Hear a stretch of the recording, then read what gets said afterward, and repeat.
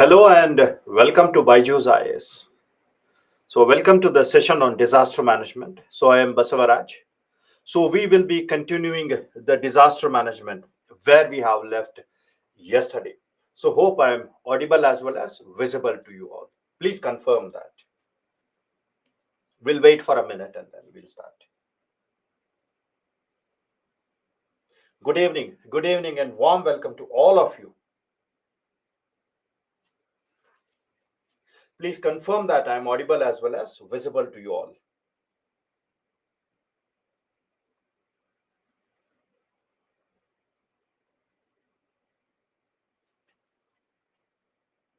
Perfect. Perfect. Done. Done.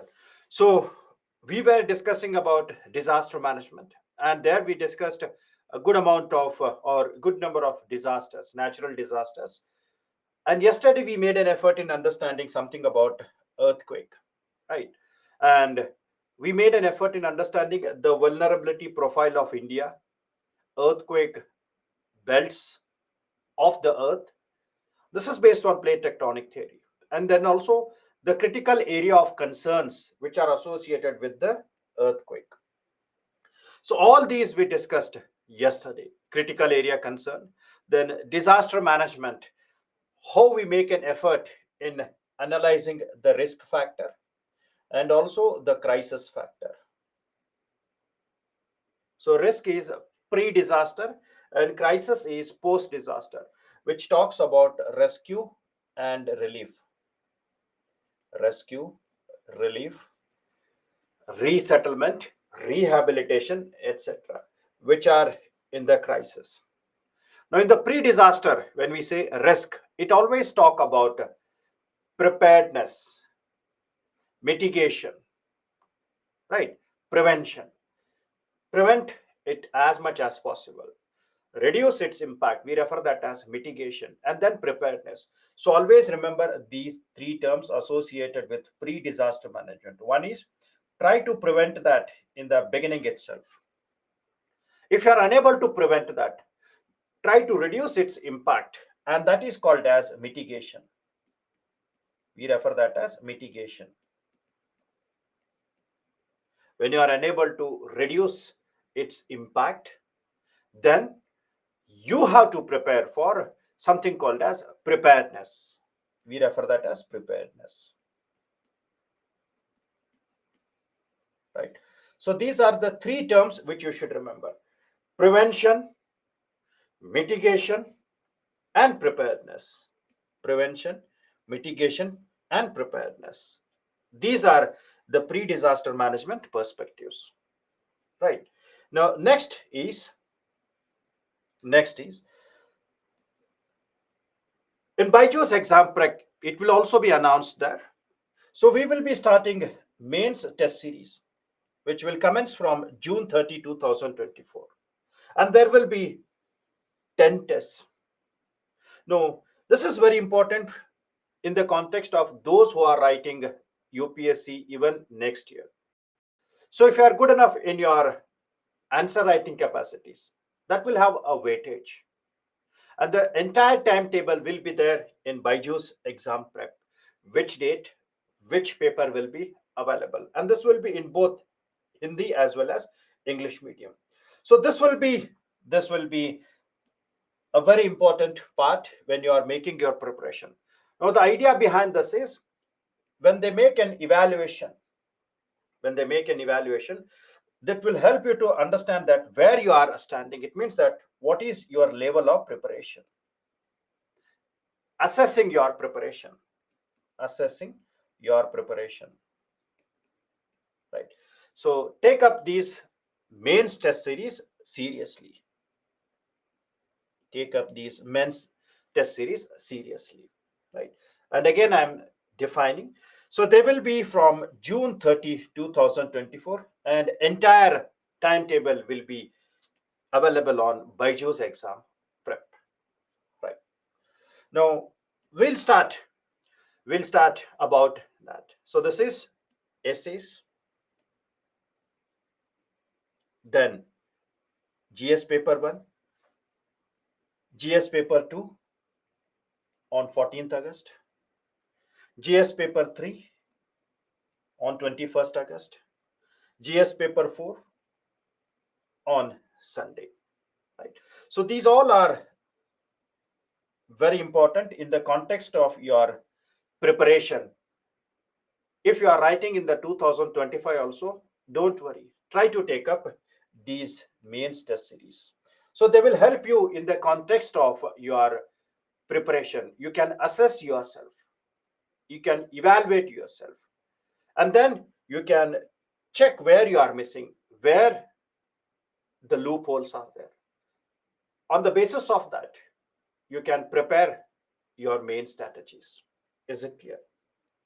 So this is how we have made the 10 papers. Right. Now, next is about the tsunami. So this is the natural disaster which we will be discussing today.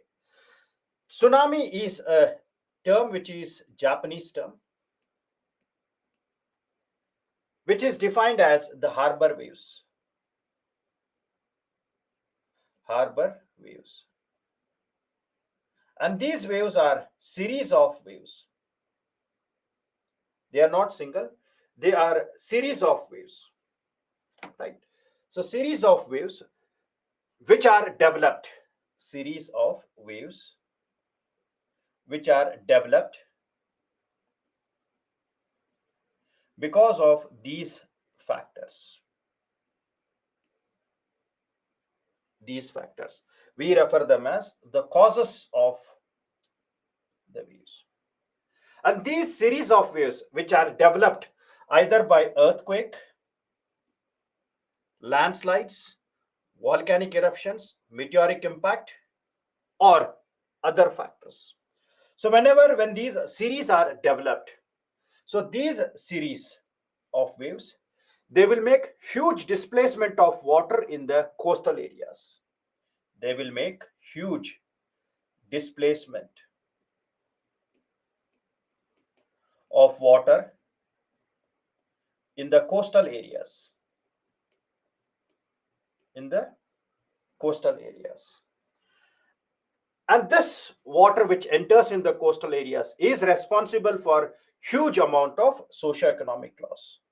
This is responsible for socio-economic loss in terms of deaths, injuries, loss of properties, loss of infrastructure, etc. And we refer this as tsunami. So the definition is, it is a Japanese term which means the harbor waves. And these are the series of waves which are produced by either earthquake, landslides, volcanic eruptions, etc. And these waves are responsible for huge displacement of water from the ocean towards the coastal areas. And that huge displaced water is responsible for large number of socio-economic losses, deaths, injuries, properties, etc. And we refer that phenomenon as tsunami. Now here, when we talk about the earthquakes, so generally the major earthquakes of magnitude 6 and plus can trigger tsunami. Earthquake of magnitude 6 or more. So any earthquake of magnitude 6 and more, we refer that as major earthquake. And any earthquake of magnitude 9 and above, we refer that as mega thrust. We refer that as mega thrust. Right. Now, in the context of India, we have already experienced that in the year 2004. A mega thrust was developed in the Sunda subduction region, if you are known about the current affairs. So here, Sumatra, Indonesia, and this is called as the Sunda subduction zone. The Sunda subduction zone. And the earthquake of magnitude 9.2 was recorded in the year 2004. And this earthquake triggered the tsunami in the waters, and the tsunami waves were responsible for huge losses in the in the Tamil Nadu, part of Andhra, even in Sri Lanka. And this is a mega thrust which made a huge losses in the context of India. So sometimes a mega thrust is responsible. Sometimes an earthquake of magnitude 6 is also responsible if it is shallow earthquakes. Now, sometimes volcanic eruptions are also very causable reason for that. Now, we have seen such type of volcanic eruptions creating a large amount of the waves which can trigger the tsunamis. Now, take an example of 2022 episode. And this 2022, we have a most violent type of volcanic eruption which took place in the Pacific Ring of Fire near eastern side of Australia. We refer that as the Hunga Tonga volcanic eruption. The Hunga Tonga volcanic eruption. A huge volcanic eruption was there. It was a huge volcanic eruption. Now, what happens when the volcanic eruption takes place? Right. Now, this volcanic eruption, it is under surface volcanic eruption was there. That is inside the ocean. So here we find the volcano, and this is the water body, the ocean. Now, in the volcanic eruption, always we find the magma reaches to the surface. Magma reaches to the surface. And this Hunga Tonga is something which is referred as the most violent ever volcanic eruption recorded, which erupted large amount of dust, ash, etc. And these dust, ash, and water vapor which was released by the Hunga Tonga, forget about the first layer, it reached to the second layer of atmosphere, that is stratosphere also. So such violent explosion was there. So the dust, ashes, water vapor, they reached even the second layer of Earth's atmosphere, which we refer them as stratosphere. So it reached even to the stratosphere, right? And it is having huge impact on climatic condition. So this Hunga Tonga has altered the weather, and according to the reports, it will affect even the weather systems. It will affect even the climate. So it will have a huge impact on the climate of that area. It will alter some of the parameters like temperature aspect, precipitation aspect, or greenhouse concentration in that area. So it will have an impact on the climate. More specifically, the weather systems will be affected by the impact of Hunga Tonga. And already we have seen that. And not only that, it is also somewhat associated with the Antarctica ozone depletion. So this Hunga Tonga eruption is somewhere linked with the Antarctica ozone depletion as well. So many types of such things are there. Now, understand the term apart from that. This is all your geography. Now, when this eruption takes place inside the water body, we refer that as subaqueous eruption. We refer that as subaqueous. Aqueous, it means inside the water. Subaqueous eruption. Now, this magma, this hot magma, it comes in contact with the water. Magma, when it erupts, it comes in contact with the water, and this magma is having very high temperature, and that created superheated water and steam. So this created superheated steam, and this superheated steam is responsible for huge explosion. It created huge explosion, and such type of explosions in volcanic studies we refer that as phreatic explosion. So please remember this term, phreatic explosion, right? So what is phreatic explosion? Phreatic explosion means when the magma the magma, when it comes in contact with the water, so this will convert that water into steam or high temperature. It will convert the water into steam or extreme high temperature. And this in turn will lead to explosion. Explosion. And such explosions, we refer them as phreatic explosion. Phreatic explosion. And such type of phreatic explosion was experienced in the Honga Tonga volcanic eruption. Now, the moment when the violent explosion takes place, the sides of the volcano will collapse. So this explosion plus the walls will collapse. So this edge will cut off and fall. So the walls will fall, and that will trigger the waves. That will trigger the waves, and these waves are something which can be a tsunami waves. So hence volcanic eruption can also trigger the tsunami waves, and many times we have seen that even in Indonesia also we find that many volcanic eruptions are vulnerable for tsunamis in Indonesia. And this is a classical example. This is a classical example which is very important in the context of your climatic studies. Climatic studies. Is that clear?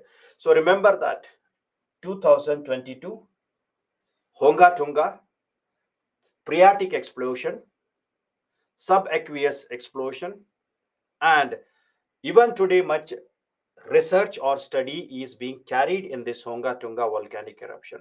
And this Honga Tonga is in the Pacific Ring of Fire. It is in the Pacific Ocean. Pacific Ocean.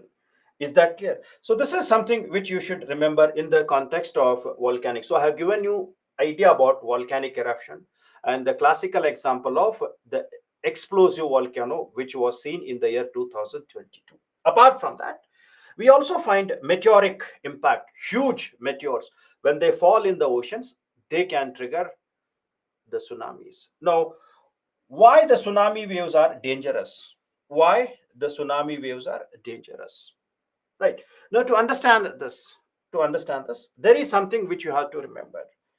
Right. Now, in the context of tsunamis, understand this. This is a ocean. This is an ocean. And here you are having the water bodies, the water which is filled in the ocean. Right. Now, when the earthquake has struck in this area, underwater earthquake, so that will trigger the waves. That will trigger the waves. Now, in the ocean here, as it is having deep waters, so here we find deep waters are there. So in the deep waters, the characteristics of tsunami waves are, so these tsunami waves in the deep waters, they will have long wavelength. They will have long wavelength,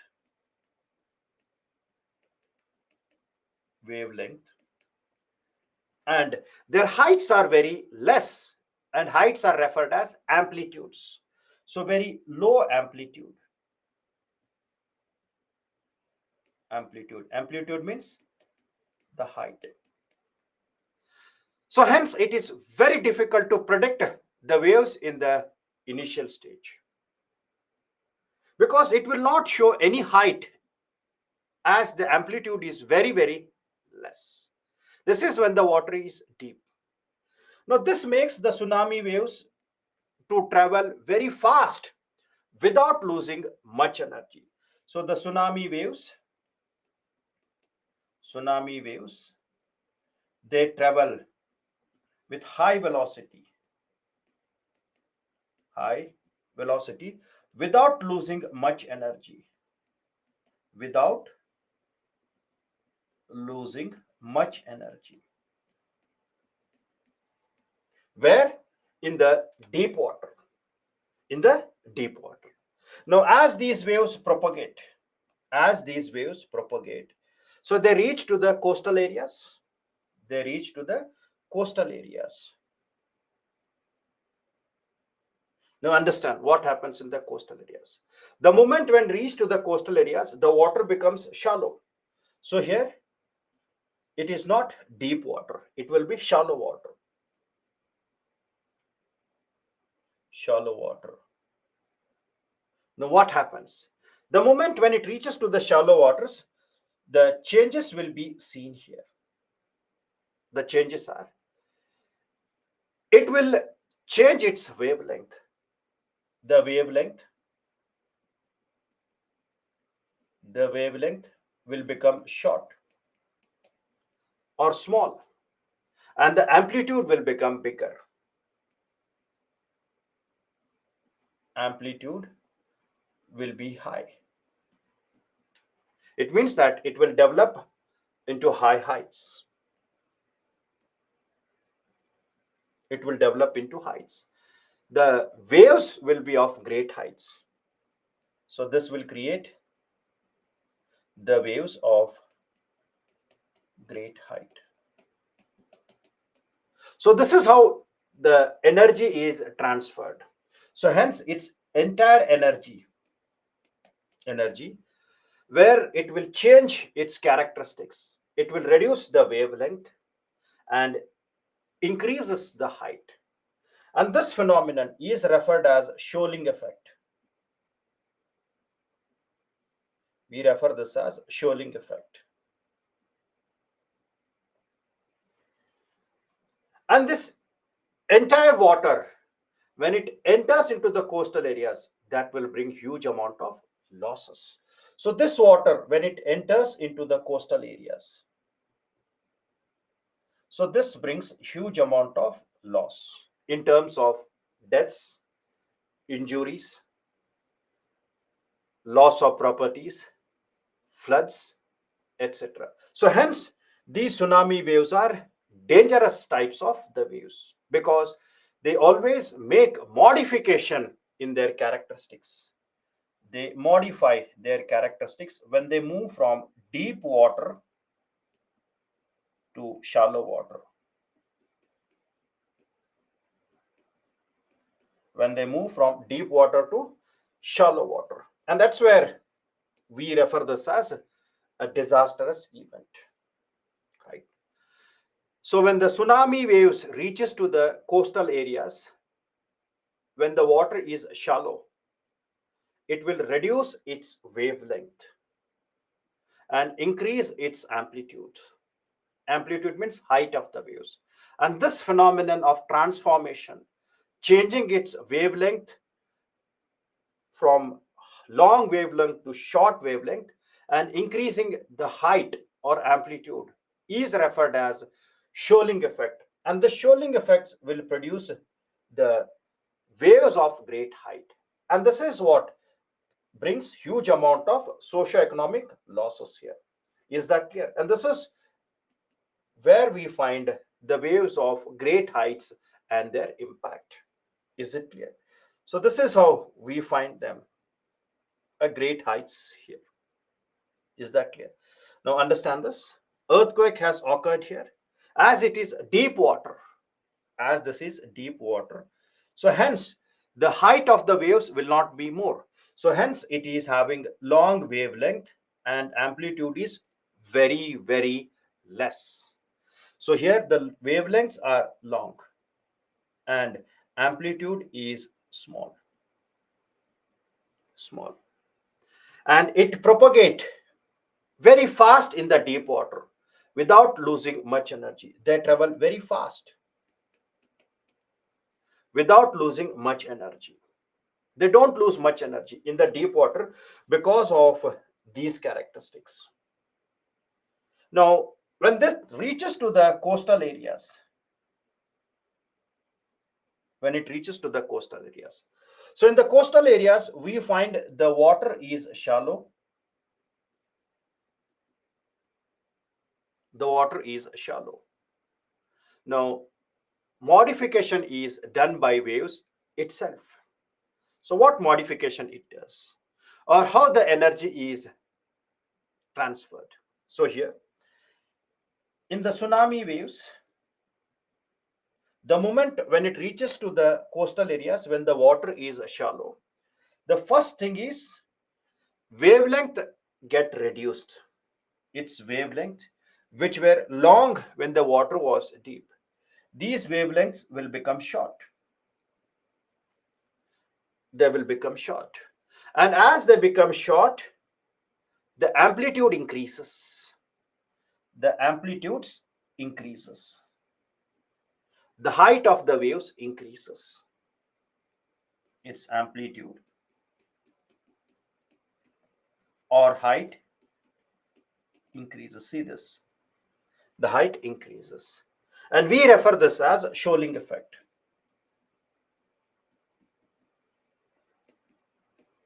We refer this as shoaling effect. And this is something which creates huge losses in the coastal areas. That is some characteristics of the tsunami waves. I hope it is clear. So hence tsunami waves are more dangerous when they are developed, right? And all these are detected. All these movement of the water are traced by using satellites. They are used by satellites to detect the movement of waters. The surface water is checked or monitored. The surface water is monitored. And then also the earthquake sensors will also be seen here. So they will monitor the directions. So these INSAT satellites, they will observe the movement of water. They will observe the movement of winds. Movement of winds. They will also observe the change in the weather pattern. Change in the weather pattern. And by that, they start giving early warning systems. They start giving early warning systems. So this is some rough idea about the tsunami, right? Now, in the context of the tsunami, what are the losses when the tsunami takes place? One is loss of lives, because the water which enters into the coastal areas, so many deaths will be there. Many deaths will be there. Or sometimes we find injuries are there. And these are to the human beings and also animals. Animals. Then damage to infrastructures. So many infrastructures are damaged. Maybe the areas which are associated with settlements. So these settlements are destroyed.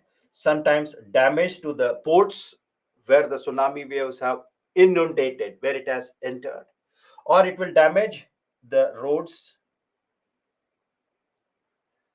or other infrastructures. Like if any industry is there, if any industry is there, which will also destroys. And sometimes it can have an impact on the other infrastructures. Like in certain coastal areas, we are having the nuclear power plants. Example, certain areas where we are having nuclear power plants. Nuclear power plants. And when the water enters into the nuclear power plant, then it can create a nuclear disaster. So when the water enters there, it can create again a nuclear disaster, right? So hence huge damages will be there whenever when tsunami takes place. Then degradation of natural resources. As the area is submerged, as the area is submerged, so we find it is affecting large amount of biodiversity. The flora and fauna are affected. The flora and fauna are affected, right? Because many areas will be submerged. Many areas will be submerged. And the water, as it is stagnant, so that will create huge losses to the areas. Then it will always affect large amount of economic activities. Livelihood means their economic activities. If any software industry is there, it is shut down. So it affects their livelihood. And also farmers and fishermen. Farmers, their fertile lands are affected. When the water enters, the soil loses its fertility, is lost. And fishermen's, their infrastructures, their boats, their other factors will be destroyed. So huge loss will be there to the fishermen's. And it will also have an ecological impact. Ecological impact.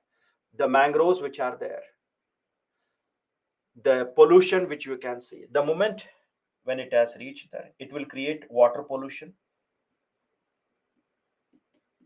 Water pollution. And again, sometimes the contaminated water can also create air pollution. Air pollution, etc. So huge impacts will be there when we talk about the impact of tsunamis, right? So here, please remember, right? So this is something which is associated with the impact of tsunamis, right? Now, next is India's vulnerability in the context. Vulnerability means the possibilities of tsunamis. Now, India has a long coastline. India has a long coastline. The total coastline of India is 7,516 kilometers, out of which 5,700 kilometers is vulnerable. Is vulnerable, right? So there are 2 points which are referred as possible vulnerable points in India. Two areas are there, one in the west coast and one in the east coast. They are, this region is referred as the Sunda subduction zone, or Indonesia Sumatra region is there. So this is the first one, which we refer them as the Sunda subduction zone. Sunda subduction zone. Indonesia, Sumatra. So here we find those areas: Indonesia, Sumatra, etc. Right. Then the second area is this in the west side, and we refer that as the Makran subduction zone. Makran subduction zone.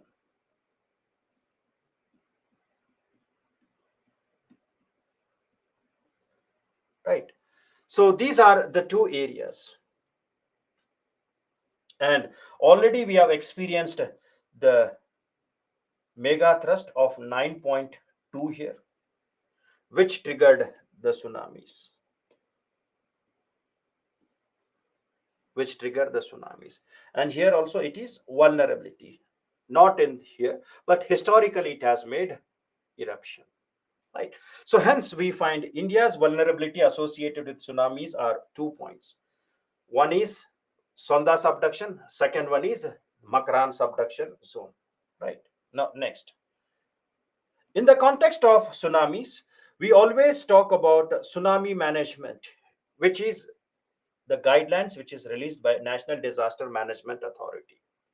Now the first one is, in the context of tsunamis, we always make all the preparedness. Early warning will be there, but before the early warning, it is a continuous process, because as the coast is always vulnerable, we should always be prepared in that. We should always be prepared to that, because it is technically not possible to prevent the impact. So hence we have to mitigate the impact of that. So in that case, first one is the tsunami risk assessment and vulnerability analysis.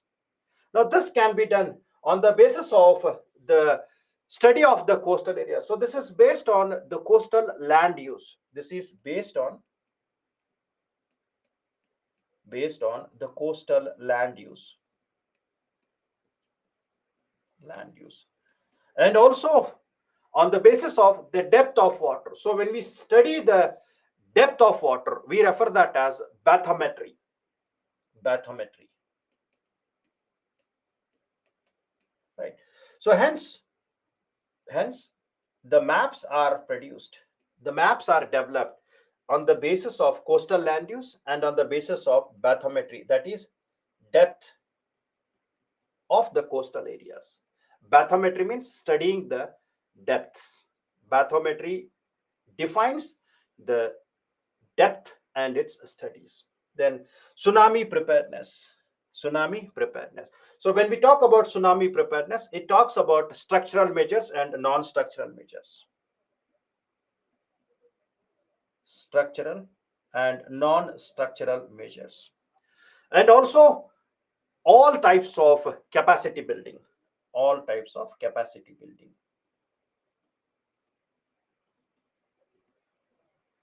Building. Now, early warning systems and forecasting. Now, remember here, understand here. In the context of earthquake, we have no early warning. No early warning system in the earthquake. But the moment when the earthquake is happened, or when the earthquake has occurred, after that, this earthquake will trigger the vertical displacement of the plates. So this will make the vertical displacement of plates.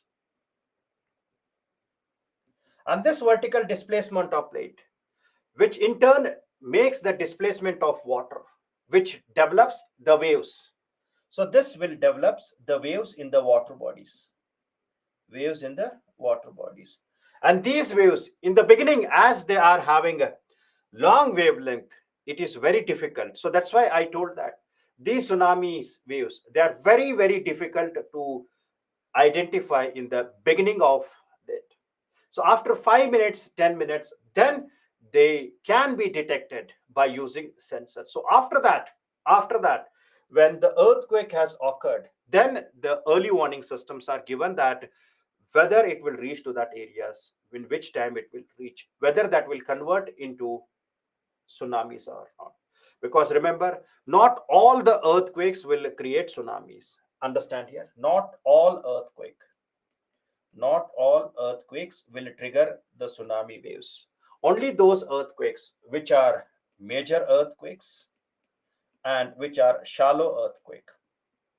Only these earthquakes can trigger tsunami. Trigger tsunami. An early warning system is after this. After this. So it will take certain time, and within that, they will make the preparation in the context. So this is called as early warning system and forecasting to the coastal peoples that yes, the earthquake has occurred and possibly that it may trigger a tsunami in the coastal areas. So hence we don't have early warning system for the earthquake, but the waves which are produced by the earthquakes, they are studied, and after that they calculate, and then they may disseminate the information that whether it is converting into a complex tsunami waves or whether it is not having much impact on the coastal topography. So hence early warning system is after the earthquake which has been occurred in that area. Is that clear? So I think it is, Ramandeep, is it clear now when we talk about earthquake and the tsunamis? Is that clear now? When we talk about early warning, it is after that earthquake when the progress or where the waves when they propagate, it is detected, right? Then we talk about the engineering methods and also certain non-engineering methods which are used in the context of capacity building. We refer them as structural and non-structural measures in the context of the tsunamis. So these are the guidelines which are being given by National Disaster Management Authority, right? Now next is tsunami warning systems. This is where they trace the movement of water. This is where they trace the movement of water, right? They trace the movement propagation of the water. 6 magnitude of 6, if it is shallow, it can trigger the earthquake. If an earthquake of magnitude 7 and if it is deep one, then it may not trigger tsunami because it may not be having huge energy which can be released. So any earthquake which is shallow and major earthquake can trigger huge energies, which can in turn trigger the tsunamis. So please remember that. So please remember these perspectives. You have to be noting them very carefully. You have to be noting them very carefully. So these are the two areas which you find, right? So one is Sunda subduction zone, second one is Makaran subduction. Sunda and Makaran subduction zone.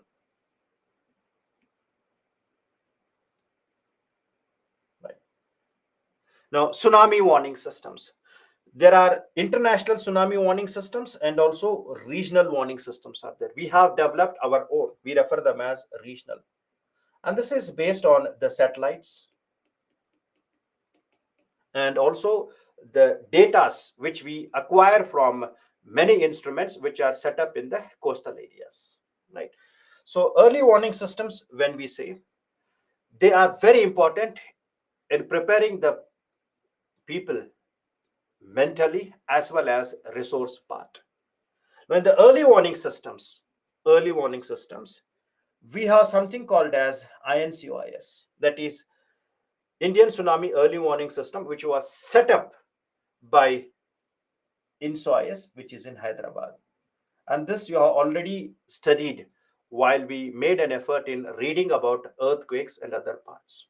Plus, this Indian Tsunami Early Warning System, Indian Tsunami Early Warning System, which consists of real-time network of seismic stations. The moment when the earthquake has occurred, it will record the data. It will record the data. Next, it also consists of bottom pressure recorders. It consists of bottom pressure recorders, BPR. And these bottom pressure recorders are the sensors. They are the sensors which confirms the tsunami. Right. Apart from that, apart from that, we also have tide gauges. Tide gauges. Now, what is the role of tide gauges? So these tide gauges, they monitor the propagation of tsunami waves. So these tide gauges, they monitor the progress of tsunami waves. Tsunami waves. Right. So we have BPR, bottom pressure recorders, and then tide gauges, which monitor the progress, movement of tsunami waves. Is it clear?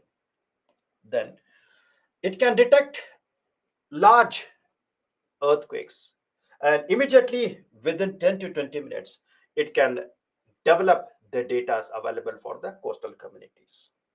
Right. Apart from that, mock drills is also being done. When there is no tsunamis, we do mock drills.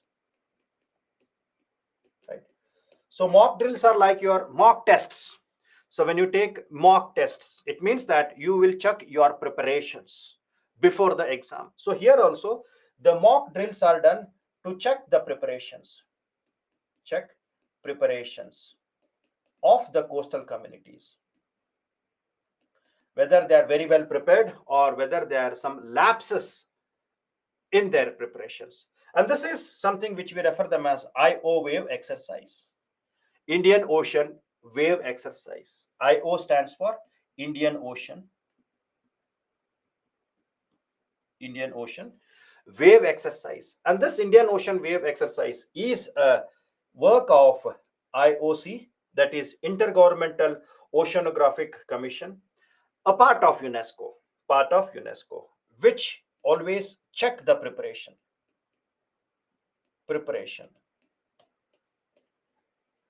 India and other countries, India and other countries, which are referred as Indian Ocean rim countries. So this is how the preparedness is checked by using IO wave exercise. Capacity building is done, and early warning systems are also being done. Early warning systems are also being done. Is that clear? So this plays a very important role in preparedness, and this is in the risk assessment. right? Now, when we take the components of early warning system, it has the bathymetry data, the coastal topography, depth, the coastal topography, because the coastal areas are also very, very important. If you take the shape of coastal areas, they also play a very important role. If the coastline is narrow and elongated, if the coastline is narrow and elongated, then huge water will enter and gush in. So it is something like this. If it is narrow and elongated, so the water enters here, like Indonesia and all. So narrow and elongated coastal area will have huge losses, huge losses. Apart from that, it also depends on what type of economic activities are there and what type of infrastructures are there. What type of infrastructures, which defines the degree of losses, right? So hence the coastal vulnerability, its depth and topography is studied. Then we use the satellites to understand the movement or propagation of the surface water and also the wind patterns.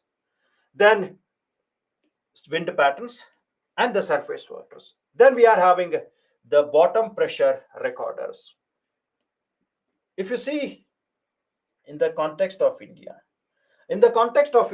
we have set up four bottom pressure recorders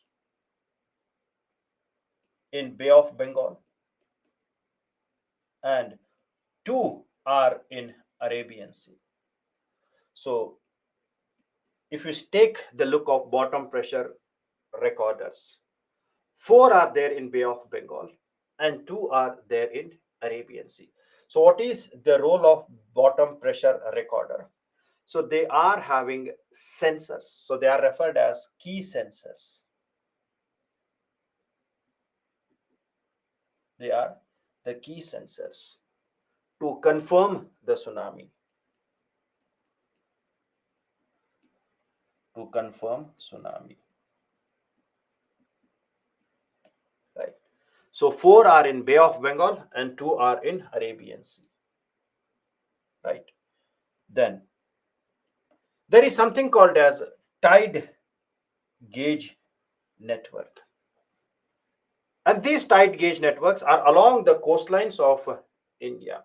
And these tide gauge networks, so these tide gauge networks, they monitor the progress of tsunamis. You don't have to buy hat, but remember that there are something which we refer them as the tide gauge networks. So these tide gauge networks, they monitor the progress of tsunami waves. They monitor the progress of tsunami waves. Is that clear? And this is how they confirm it to the coastal areas. So please remember these two terms. Please remember these two terms. One is bottom pressure recorder and then tide gauge networks. Bottom pressure recorder, tide gauge networks. They play a very important role in early warning systems to confirm that. Is that clear? Right. Now, preparedness is studied by different methodology. So IO wave exercise is one such. So this IO wave exercise, Indian Ocean wave exercise, which is done to understand the capacity, understand the preparedness of the coastal communities.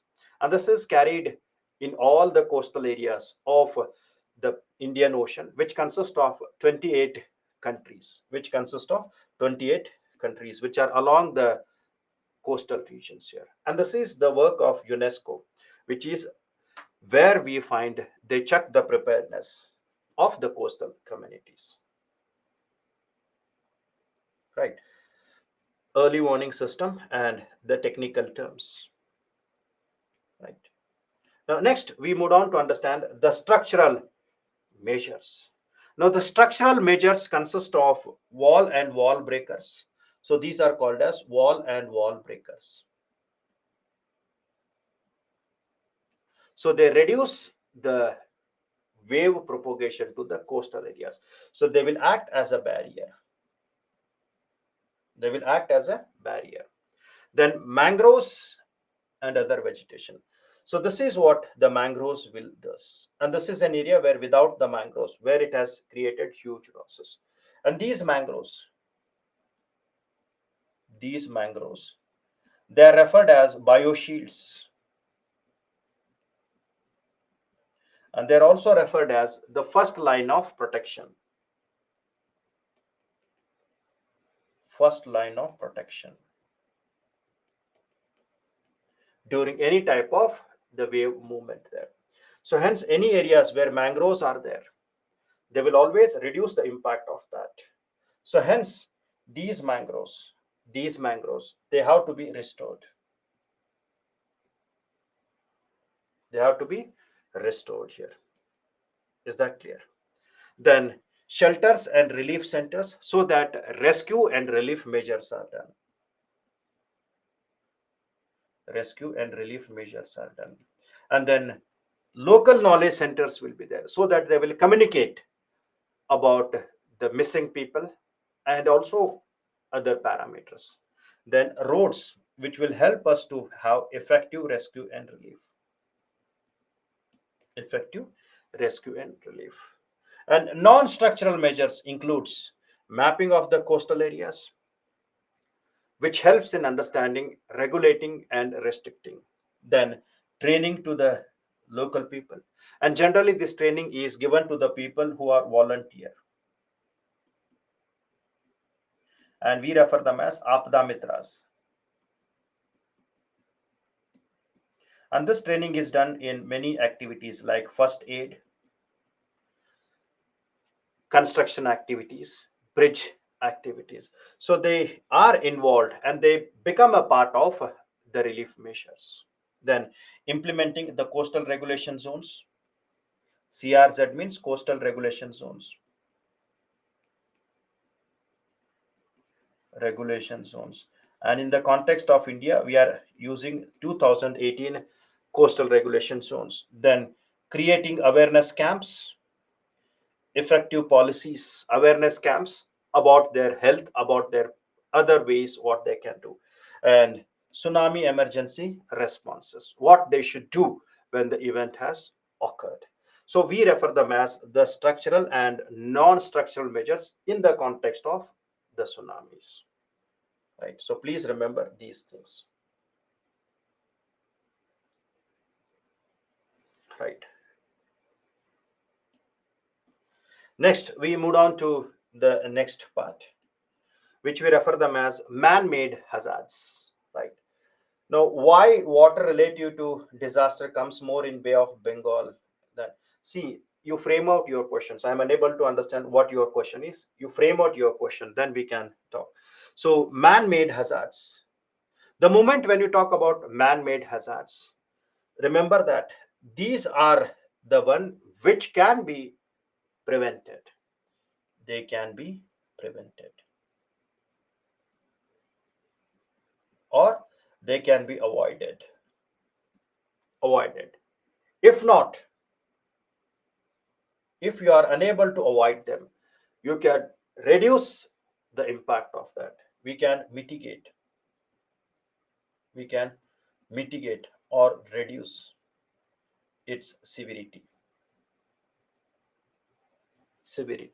by disaster management, right? So they can be prevented or they can be avoided. If not, they can be mitigated. Now, the reasons for man-made disasters: one is due to errors. Errors. So this can be human error or it can be technical error. Human error or it can be technical error. Or sometimes it can be due to accidents. accidents. Or the third one is deliberate or with purpose. Deliberate or with purpose. So these are the reasons where the man-made hazards are dominant. Now we classify them into chemical, nuclear, and biological one. Three part. Now in the context of India, we have already experienced the chemical disaster and we have experienced biological disasters during COVID. And we don't have a long history of nuclear disasters. Some examples of nuclear disposals were there, but we have the chemical disasters which we have experienced, and some incidences of nuclears are there. And biological, take an example of COVID. So we'll try to understand these disasters. The first one is chemical disaster, and this we have experienced in the year 1984. And this is called as Bhopal gas tragedy. Bhopal gas tragedy, right? And this was in the Union Carbide factory. Union Carbide factory. Now, this was mainly because of the errors which have been done, the human errors, technical errors, and management errors. So, because of these technical error, the equipment may not be of best quality. The professionals, they may not be of very well developed one. They may not be of very good knowledge base. So, because of all these, there was a leakage of methyl isocyanide. Leakage of methyl isocyanide, which lead to large amount of losses here. And hence this Bhopal gas tragedy is one of the black spot in the context of India's environmental concern. And after this Bhopal tragedy, we framed an act which is referred as the Environment Protection Act of 1986. Environment Protection Act of 1986. So this is something which is associated with the chemical disaster. And this is also sometimes induced effect of chemical natural calamities. Sometimes when the earthquake takes in that place, sometimes if any volcanic activity takes place, so they can also make the breakage which can lead to release of the gases, release of toxic substances, right? Sometimes accidents during the transportation, a vehicle which is carrying the chemical substances, the vehicle which is carrying chemical substances, so maybe due to accident or maybe due to fire it is released, which can also lead to losses. Then hazardous wastes and their disposal, when there is no safe disposal, no safe disposal is done,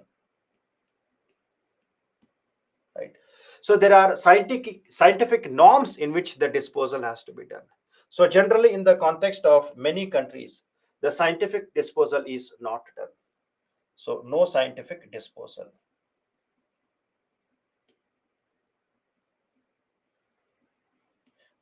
of the wastes. And also sometimes it is purposeful when terrorist attacks are seen, when they use the chemicals in the context of certain areas.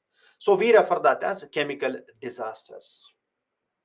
Now, in this case, we have certain legal acts are there, and these legal acts which will make us to prevent them, because prevention is better than cure, as they can be avoided. So hence, legally we have many acts, Explosive Act, Factories Act, Environment Protection Acts, and all these.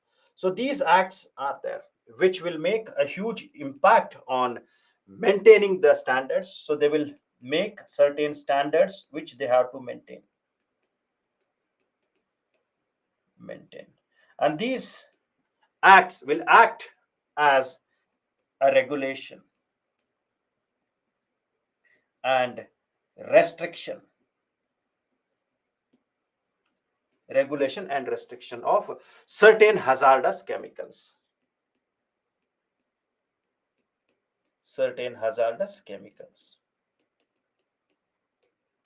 which will be something which can create a huge losses. So this is something which you have to remember.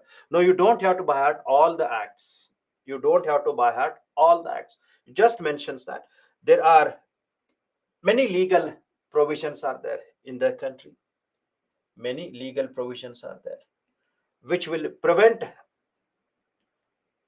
the illegal usage or errors which have been created by the chemical, which can be dangerous in the context of India. Right. Apart from that, next one is the nuclear disasters. Now, in the context of nuclear disasters, you should remember that we are always using the uranium, plutonium, etc. So, large amount of nuclear materials are used, and these nuclear materials are being used in many sectors. Like they are used in agriculture sector, they are used in medicines, they are used in generation of energy, defense, etc. So they are used in many activities. And this area also, when we say energy, take an example of clean energy, what we are talking. So we are getting the nuclear material from different countries also, so that we can use them in energy development. And from 1980s, the usage of nuclear energy or nuclear materials have increased. It has increased over a period of a time.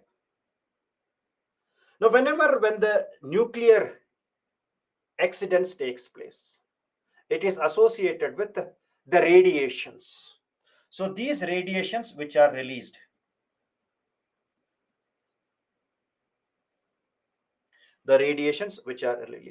by a process called as radioactivity,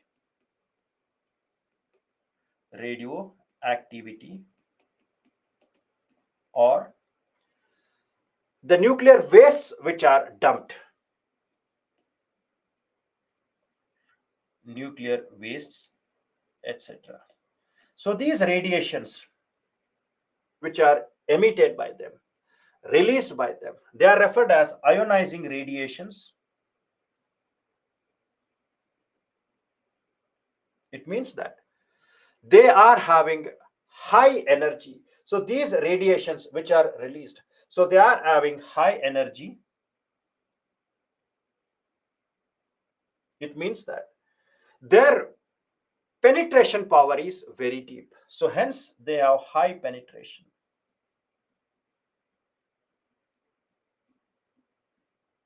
And what is the impact of that?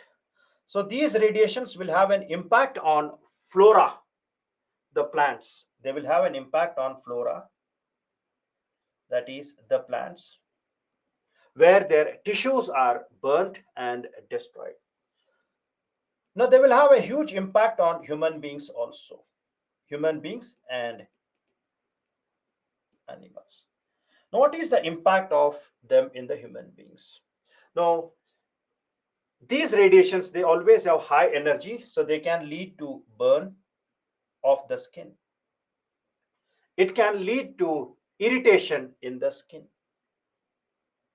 irritation to the skin, and sometimes to the eyes, right? Now, sometimes they can create visibility problem. We refer them as cataract,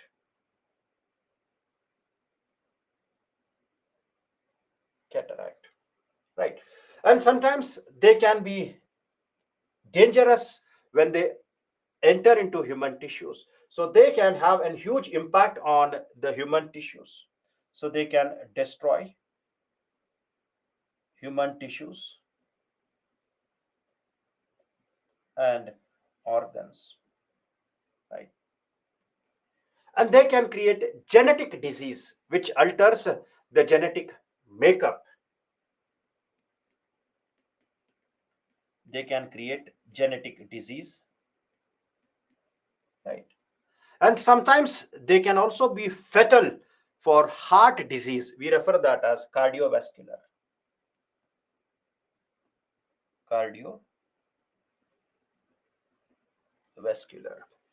So hence they have huge impact on the human, animals, as well as the flora. And hence it is very important to make sure that these nuclear reactors or nuclear materials are safely disposed. Now, for example, if you take the data in the context of India, there were many issues associated with the largest nuclear power plant in India, which generates the nuclear energy, that is Kudankulam. So there were many issues associated with the Kudankulam plant about the safe disposal of the nuclear wastes. Right. So it is India's largest one. Now, in this regard, there were many constraints, many issues were there. So lastly, we have come up in the year 2023, where we have made a tie-up or memorandum has been signed with Russia. And this Russia will be sending much instruments, safe instruments, which will suffices the safety measures in the Kudankulam nuclear reactors in the Tamil Nadu part. So hence we are making all the preparations. We are making all type of preventions, even in the disposal and even in the context of safe disposal of the energies. Right. So this is what you should remember in the context of the nuclear disasters, why they have increased and why they have been cause of concern. Certain ideas. Right. So more in power generation, medicine industries, and their negligence is referred as nuclear and radiological emergencies. Nuclear and radiological emergencies. So this is introduction. Introduction about the same. Right. Now, what are the reasons for them? So generally in the nuclear plants, they have core. We refer that as nuclear core power plant. Now, when the malfunctioning of the core area is done, malfunctioning is done. So, because of malfunctioning, the core heats up tremendously. So, it will lead to tremendous heating. As the cooling is not done, as safe shut up of the nuclear power plant is not done. So, when there is no sufficient cooling is done, tremendous heating takes place. And this tremendous heating is referred as core meltdown. Nuclear core meltdown, which leads to the explosion and the release of radiations. Release of radiations. Right. And we have many incidences of that. Take an example of this Chernobyl of 1986. It was mainly because of the poorly designed reactor. Poorly designed reactor. Error, that is called as machinery error, and also inadequate trained personnel. Inadequate trained personnel. Right. So this is with reference to the Chernobyls.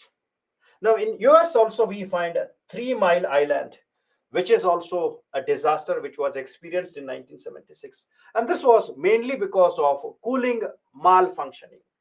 This was mainly because of cooling malfunctioning.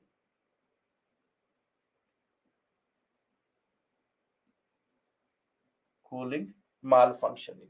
Right. And also because of equipment failure, equipment failure, right? So both are due to errors. Both are due to errors. Now we also have a nuclear disaster which is caused because of natural disaster. The reason for that is natural disaster. And the classical example of this is the Fukushima Daiichi of 2011. So in the year 2011 in Japan, an earthquake of magnitude 9.1 struck there. And this magnitude earthquake is responsible for triggering the tsunami. And the tsunami develops large amount of water, and this water from the tsunami, it entered into the reactor. The water entered into reactor. Now when the water entered into reactor, it disabled the power supply. It disabled the power supply, and cooling of reactor, and cooling of reactor, right? So it disabled the power supply and cooling of reactor, which created meltdown, which created nuclear meltdown, and hence the explosion. And we refer that as the disasters also. So hence these are associated with the nuclear, sorry, natural disasters as well. Take the example of Japan episode. So human error, technical error, and some natural disasters can also trigger the nuclear or radiological disasters. And this is the example of that. Is that clear? So the first one is nuclear core meltdown, maybe due to human error or maybe due to natural disasters. Natural disasters, right? Then radiation sources or loss of misplacement. So many areas, we find that like hospitals or agriculture sector where research and done. So no safety disposal is done. No safety disposal. And that can lead to the radiations. So this can lead to the radiations. And these radiations are harmful in the context of the event. Then other reasons.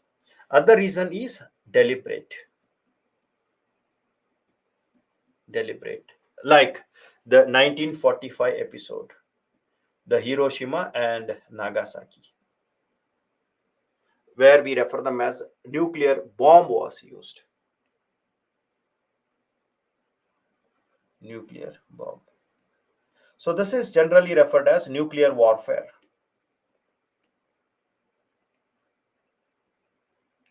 Nuclear warfare. See, in examination, you have to give the examples. And along with examples, if you mention one or 2 points, see here, I have not given in detail story of that. Only 1 point, only 2 points, and they are very valid because you have to give the reason for that. So when we say technical error, you have to give what technical errors are there. When we say natural disaster, how the natural disaster is responsible, at least that 1 or 2 lines are important.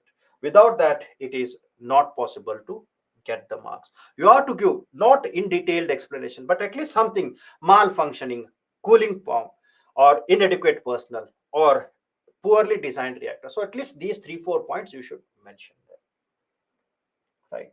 So this is referred as deliberate. So even today also, when we talk about the present geopolitics, Russia, North Korea, they are making all the moves. So Russia is having a making a threat also that it may lead to nuclear warfare. Again, that can be deliberate one. It can be deliberate one. So these are referred as the impacts associated with the nuclear parts. Now, in the context of India, very important, factual data don't make in-depth analysis. In India, the Atomic Energy Act of 1948 was created to provide the development and control of atomic energy and purpose connected to it. So in India, the atomic energy is used for civilian purpose or non-military purpose, non-military purposes. And in the year 1983, we created Atomic Energy Regulatory Board. Now, what is the role of Atomic Regulatory Board? It is responsible for laying down the regulatory principles or requirement for preparation of any type of nuclear power plants. It has to maintain certain standards. It has to maintain certain safety features. It has to maintain certain criteria when any nuclear power plant is there. Take an example of Kudankulam or taken about of Baba Atomic Center. So all those areas, all those, they have to maintain certain types of preparedness, response plan. So it means they should keep certain safety measures according to the standards, and these standards generally are online with international standards which are given by International Atomic Energy, IEA, International Atomic Energy Agency, right? So they provide certain safety measures, criterias,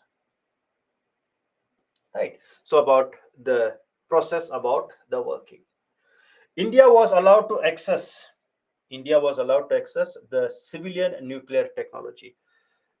In spite where India has not signed NPT, India has not signed Nuclear Proliferation Treaty. India has not signed that.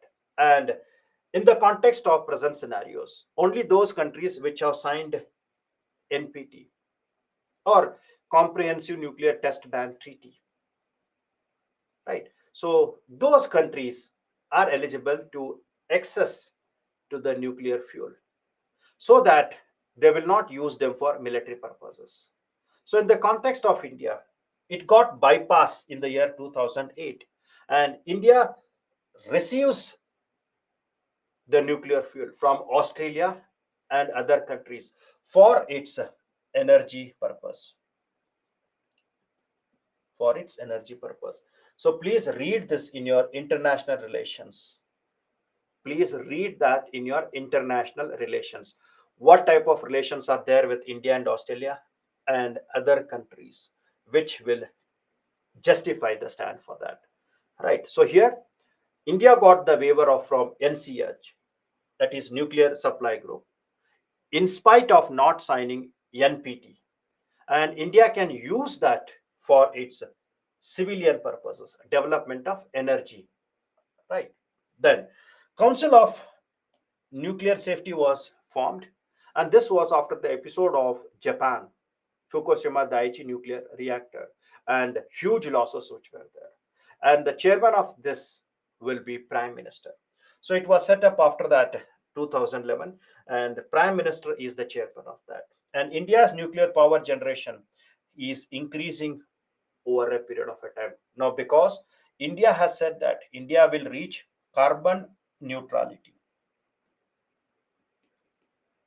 by 2070, and nuclear energy is one of the clean energy.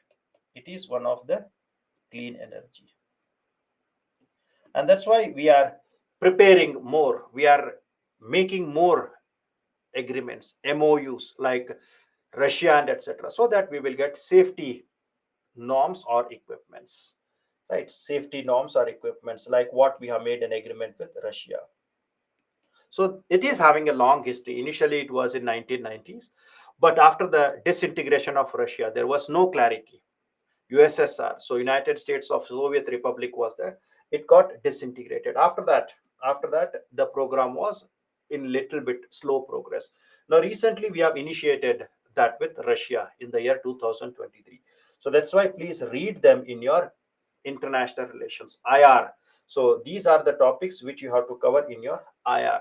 How India and Russian relations after USSR, because breaking of Russia or disintegration of Russia has changed the geopolitical consideration in that 1992. After that, many changes have been introduced.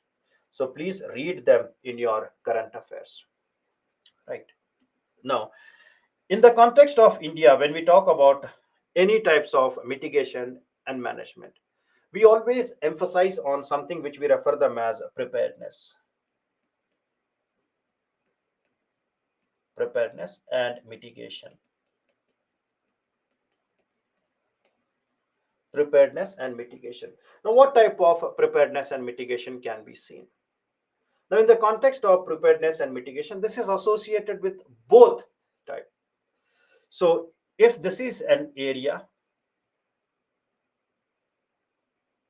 right, which has the nuclear power plant, so this is nuclear power plant, and the area which is surrounding that, we refer this as on-site area. On-site area. After that, we also find the areas where the settlements are there. Areas, settlements are there. We refer this as off-site area. Off-site, where we find settlements are there, where district administration will be there. The local people who are settling after maintaining a distance which is required as a safety norms in the nuclear reactor. So after maintaining that safety norm of distances, we make the settlements. Now, anytime whenever the disasters takes place in the plant, so these radiations will reach to the offsites also.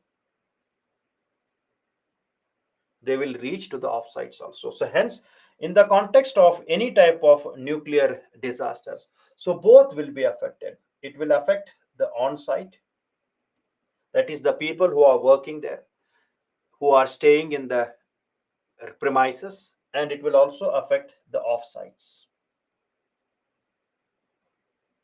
the settlements which have been done. So hence, it has to take into consideration of both of these, on-site as well as off-site. On-site as well as off-site should be taken into consideration, right? Now, what should be done in the preparedness and mitigation? So the first one is, many nuclear reactors are mainly because of core meltdown, where there is no much of technology which can be worked on that. So we should have a safe part, so that the cooling should be done, and that is something which we refer them as the fail safe design, so that safety switching up of the reactors done. So fail safe design, so that it will make safe shutdown. Safe shutdown, right? Now the second one is, in the nuclear reactors we should always keep the best standards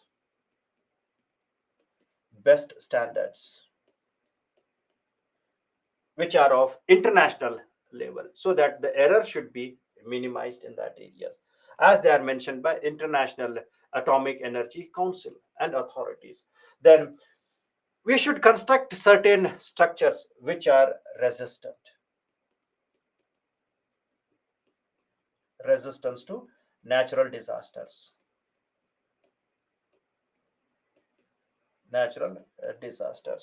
Then safety analysis is done every time. Safety analysis is done at every time, and this can be done by investigation, assessment, and inspection. Assessment, inspection, etc. So we should always make sure that the safety analysis are done. Then, if any new project has to be done there or constructed, a thorough environment impact assessment has to be done. So thoroughly environment impact assessment has to be done before setting up of any project. Then the district administration should take precautionary measures in the offsite areas. The district administration should take the measures in the offsite areas. Apart from that, They should also have first aid, which is available, medical facilities available,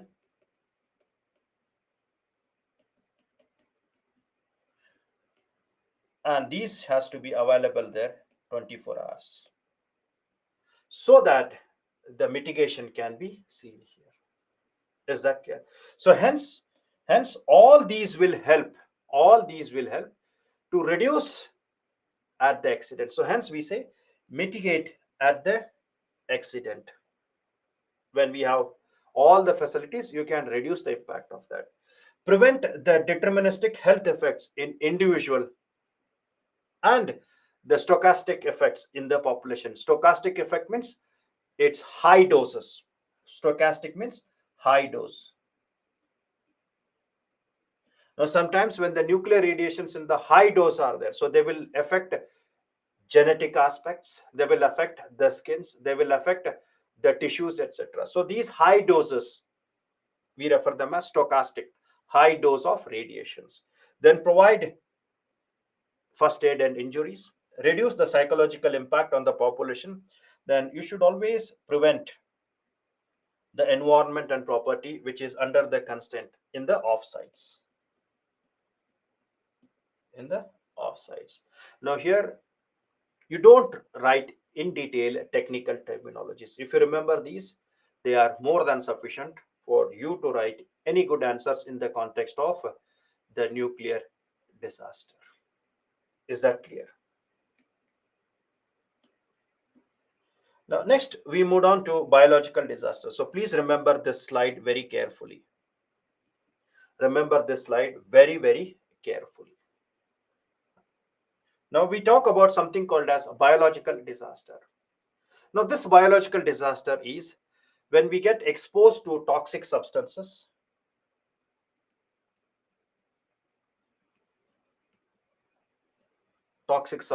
or microorganisms,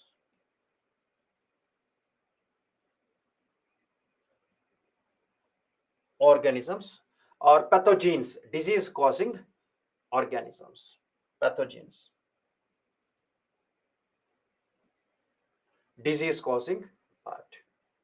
Now here we always talk about the two types of disasters. One is referred as the epidemic and second one is called as pandemic.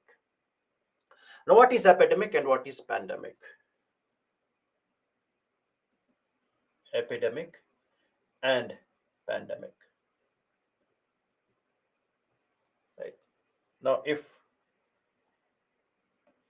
any area is there, if any country or any district or any state, where, take an example of the disease called as plague. Plague. And this plague has affected 70% of the population or 80% of the population. It means maximum number of people are affected by plague. Maximum number of people are affected by plague in this country or district A. The moment when maximum numbers are affected, then in this district or country A, plague is declared as pandemic. So pandemic is area specific. If large number of peoples are affected, if large number of population of that country, if that districts are affected, then in that district we refer that disease as pandemic. So pandemic is plague in this area. Now what is epidemic? Any disease is referred as epidemic based on its geographical extent. Based on its geographical extent.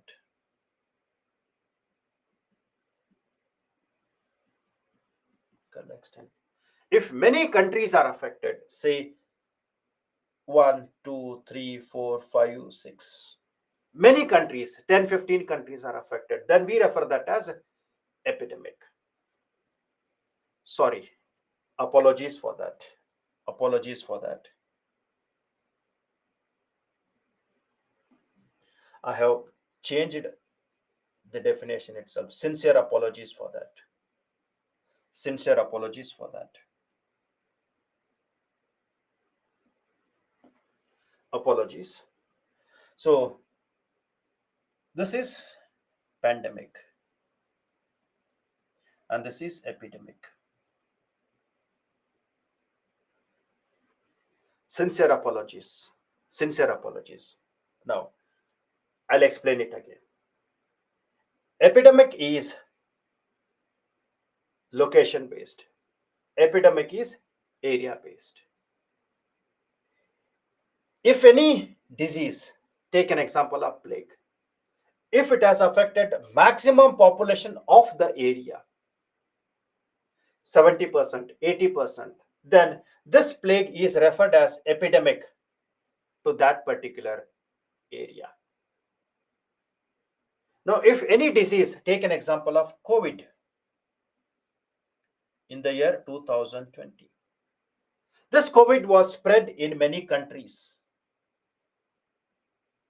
So its geographical extent was there, which is spread in many countries. Many countries. So if a disease is spread in many countries, geographical extent, then we refer that as pandemic. So hence COVID is a pandemic and plague is epidemic in this example, in this part. Is that clear? So epidemic means it is affecting very large number of population. Pandemic means geographical extent, like COVID, etc. We refer that as epidemic and pandemic part. Is that clear? Now, next is, so please remember this pandemic and epidemic. Whatever you are written in the beginning, reread them. Apologies for this epidemic and pandemic. Then, factors determining that. So, after this, we can have a break. Factors determining that. The first one is something which is associated with the resistance, and we refer that as immunity. So, immunity means we are talking about resistance. Resistance of individual or resistance of community. Now, second one is virulence. So, what do you mean by virulence? It is the disease which is spread. So, hence, it is disease producing power of organism. Disease producing power of organism. We refer that as virulence. Then we have something called as vectors. So what are these vectors? Organisms that spread disease. Organism that spread disease. Then reservoir host. So what is a reservoir host? The organism which harbor the pathogens like bats, dogs, cats, pigs, etc. Organisms which harbor the pathogens, the disease causing part. Then next is mobility, how fast it spreads. It is based on the weather, based on the climate change. Then socio-culture factors, orthodoxy society, very well developed society which can accept, which may not come in contact with something. So hence social factors are also there, that is awareness which is there in them when they accept to the policies or when they don't accept to the policies.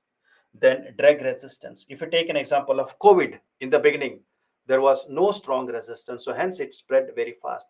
But once we created Covishield, Covaxin, then it become resistance. So once we created the vaccines, then it becomes reduced. Then climate change also has an impact. Climate change will also have an impact on these things. So these are referred as the determining factors in the context of pandemics and epidemics. So we'll start the class at 6:45. We can have a break, and then we will start the class at 6:45, and and half an hour I'll take up previous year questions. So we'll start the class at 6:45. So up to 7 I'll take up the session, and then up to 7:30 I'll take up a session, and then from 7:30 to 8 we will take up previous year's question, and a part of that will be left out. Again tomorrow, 2 hours or maybe less than 2 hours, I'll take a session. So tomorrow we'll start the class at 5, maybe around 7 or 7:15 we will wind up the tomorrow's session, right? So you will have a time to watch the tomorrow's match also, right? So tomorrow we'll take up whatever has been pending. We'll start the class at 6:45. Virulence means disease producing power of organism. So there are many organisms which can produce the disease very, very powerfully and fast. So this is called as disease producing power of any organisms.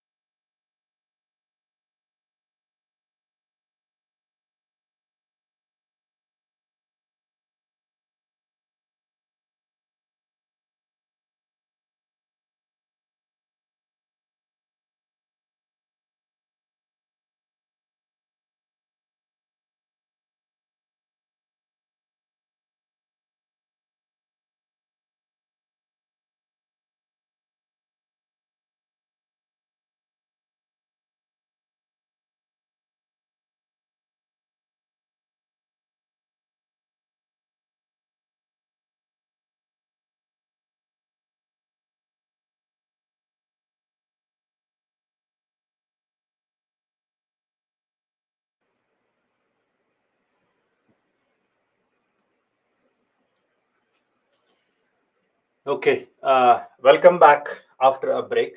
So, hope I am audible as well as visible to you all.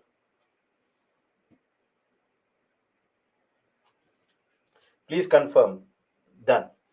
So, these are referred as the determining factors with reference to man made hazards. Right.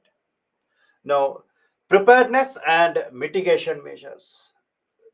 Sometimes early warning systems are there for outbreak and detection. Now, this is seen. Example, if you take COVID.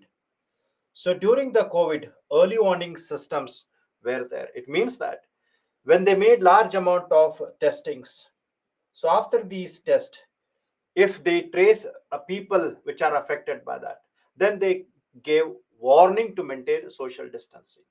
They gave warning to keep hygienic in that areas, right? About detection. So that's why they created contamination zones, small zones where they restricted the movement in the beginning itself. So early warning system for outbreak of detection. Then sanitation and hygiene was there. Everybody has experienced this. Washing the hands, always keeping yourself very clean in the context of COVID, because that bacteria or that viruses may transfer from one to another. Then public health infrastructure. So this is one where we had problem. So public health infrastructures are not about the private hospitals. So this is about government hospitals.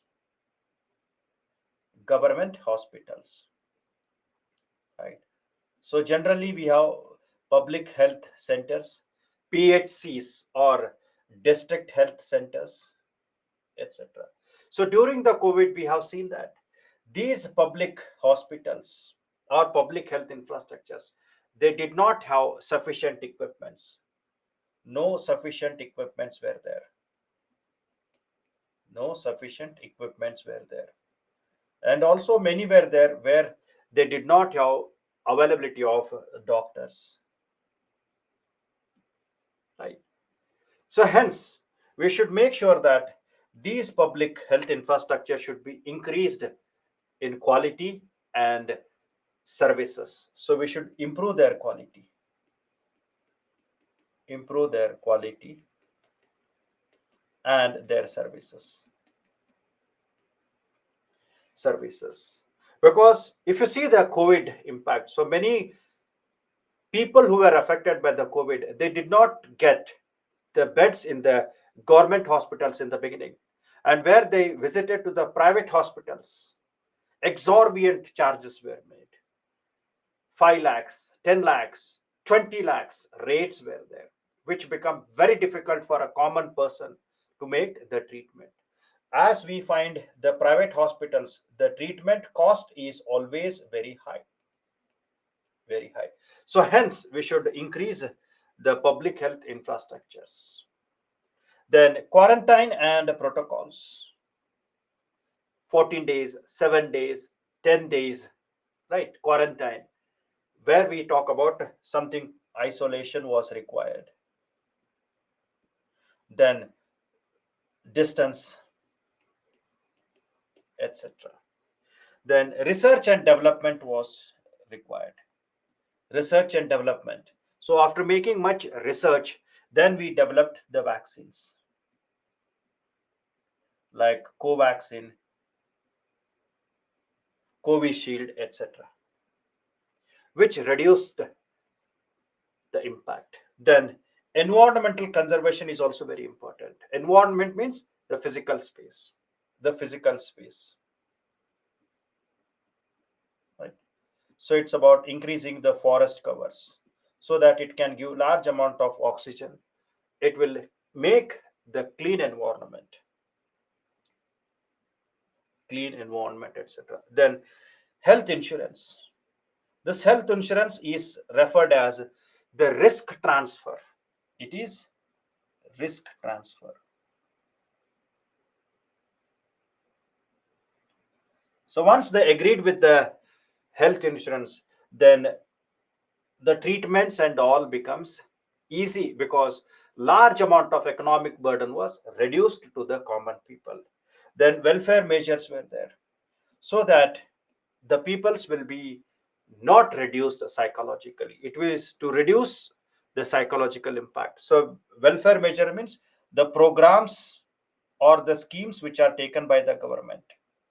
Example, during the COVID, during the COVID, we implemented Manrega. We implemented Mahatma Gandhi National Rural Employment Guarantee Act, which made very significant impact. It stopped the migration and it also provided food grains and wages to the people. It stopped the migration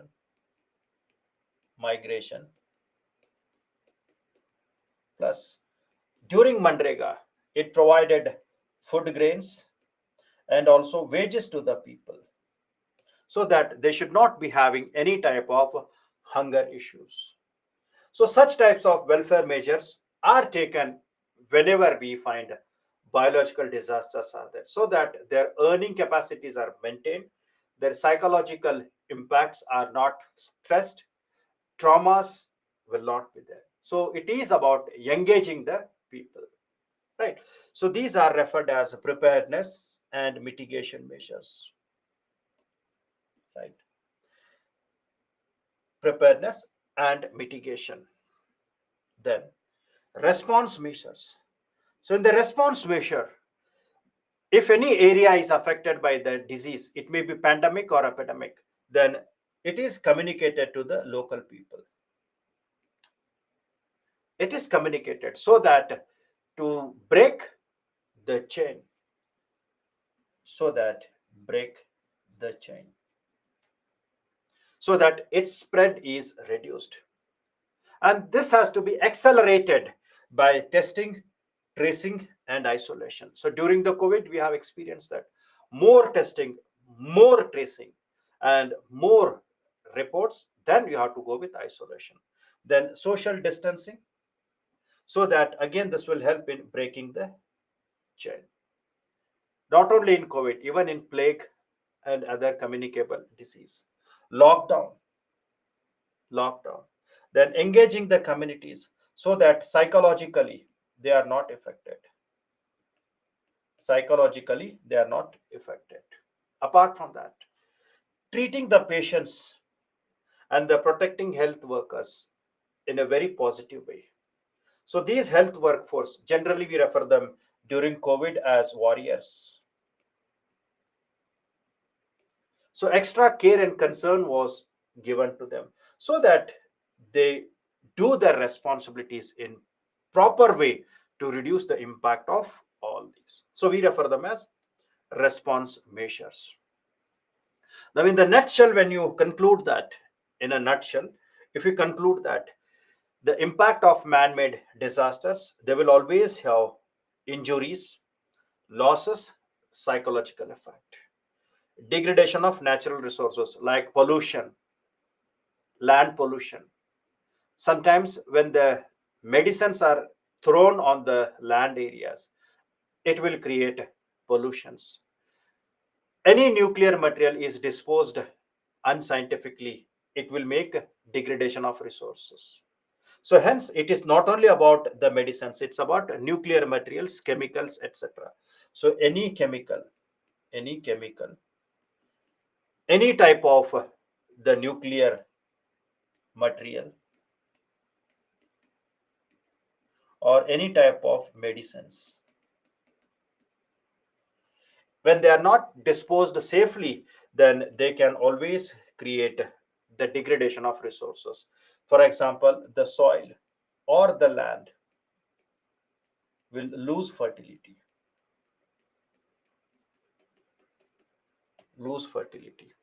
And if you talk about the air, it will create air pollution. And if you dispose in the water, so this will create water pollution. So hence it will degrade the natural resources. Then economic losses will be there. Whenever such events are there, the work is stopped. The work is stopped. It will affect their livelihood. It will affect their livelihood. So it will have a huge impact not only on the people but also to the country in the form of GDP.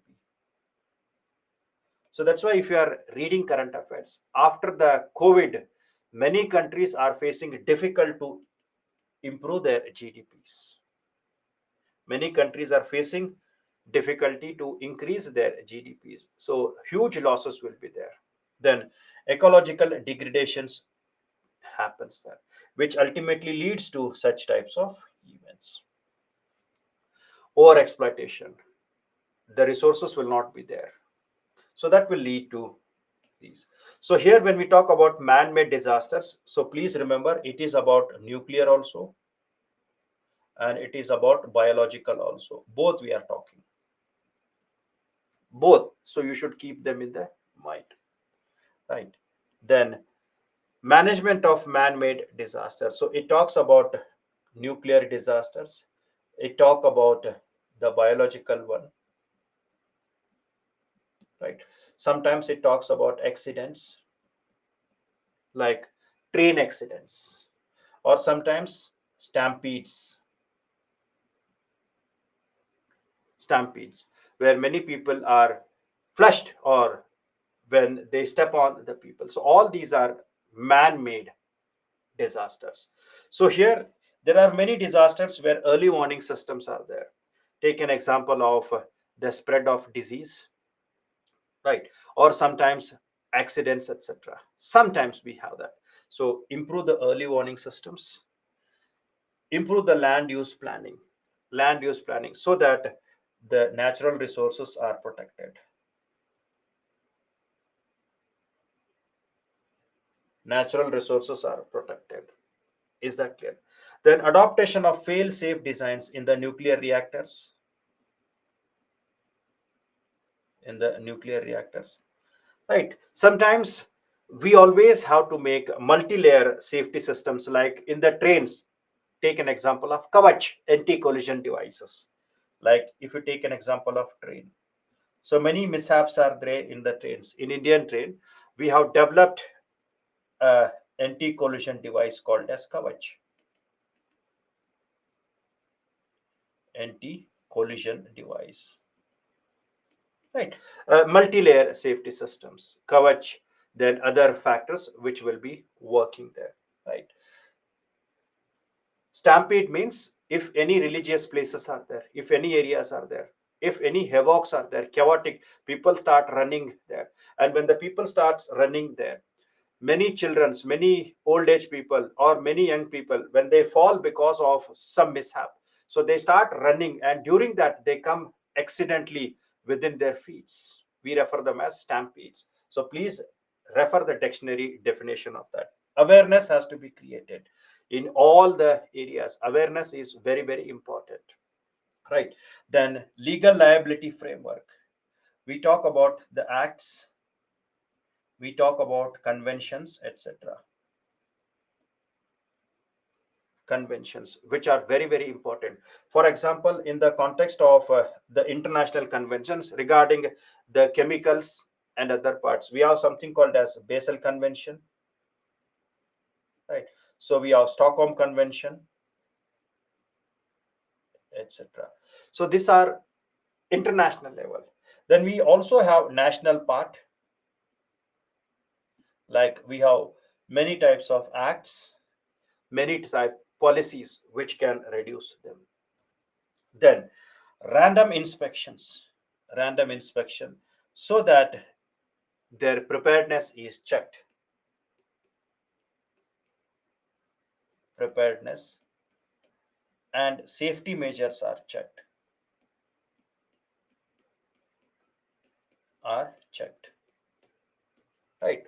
Then specialized responses, rescue and relief measures, and medical aids. So you should make sure that rescue and relief measures are done effectively, and medical aid and all. So we refer them as critical services. Critical services are given. Is that clear? So these are referred as the management of man-made disasters. So they include any type of nuclear disasters, biological accidents, stampedes, etc.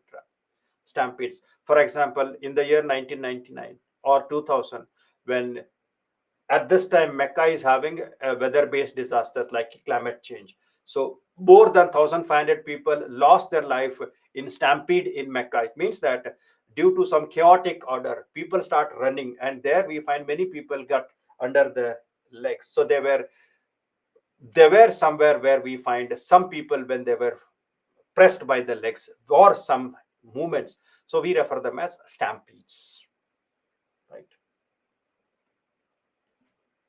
Then we have completed all good number of disasters. We have taken all the disasters which can be seen.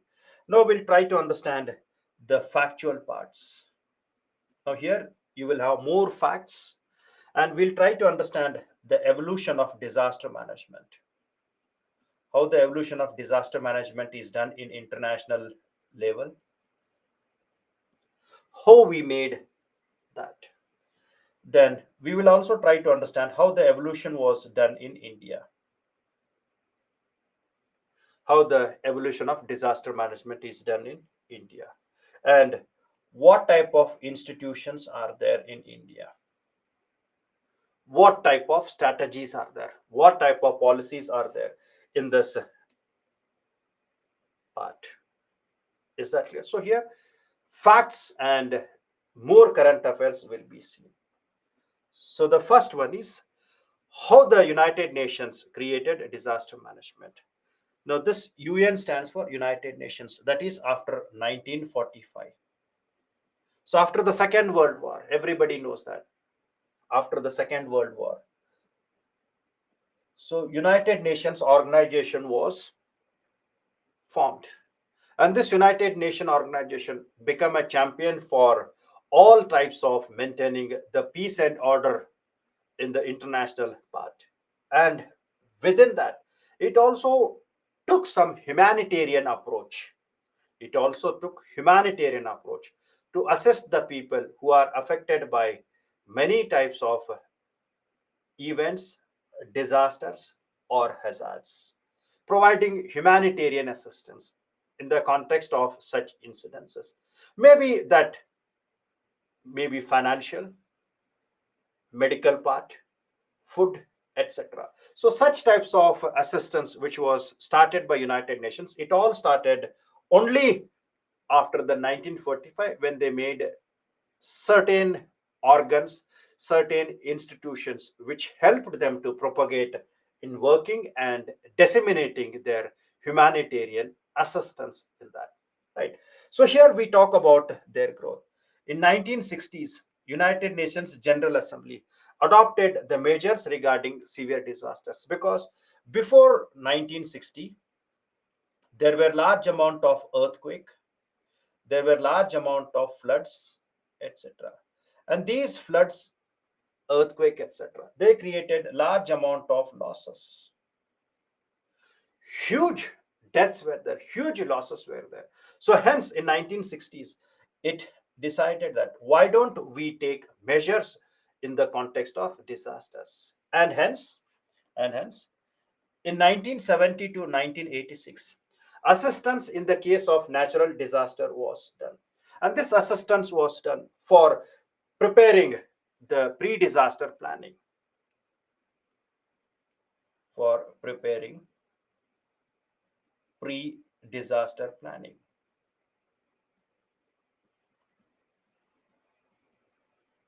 pre-disaster planning at both national as well as international level, preparing the pre-disaster planning. Assistance was given. Then United Nations Disaster Reduction Office was set up. Now, the major objective was of this is to study, control, and predict the natural disaster. To study, control, and predict the natural disaster. Natural disaster. Right. Apart from that, it is also assigned with something which talks about creating the or assistance in pre-disaster planning, assisting in pre-disaster preparedness, and relief matters. Relief matters. Pre-disaster planning, preparedness, and relief matter. For that, United Nations Disaster Reduction Office was set up. Then they thought that the disasters are increasing and the people are not having significant awareness of that. So hence, this 1990 to 1999, the United Nations declared that as United Nations has declared that as International Decade of Natural Reduction to create awareness, among the public or the people. This is, we are talking about evolution.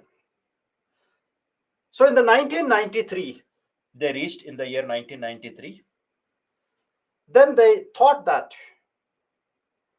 on the earth, we find many countries are there. Some countries are developed and some countries are developing.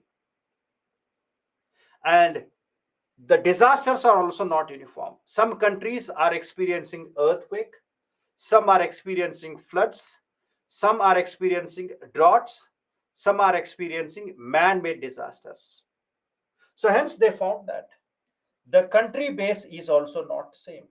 There are certain countries which are developed and there are certain countries which are developing and there are certain countries which are poor countries. And also these disasters are not same. These disasters are not same. They vary from one country to another country. If you take India, India is vulnerable for earthquake, but not volcanic activity. Indonesia is vulnerable for volcanic activity as well as earthquake. So hence they vary from one country to another country. And they also know that as they are developing, some countries may have their own resources. Some countries may not have their own resources. Some countries are having well amount of technology and some countries may not be having technology. And some countries have become successful in mitigating that. And some countries are unable to make the preparedness in disaster. So hence they decided that why don't we make a global meeting where the developed country, developing country, poor country all will meet and we will make a discussion.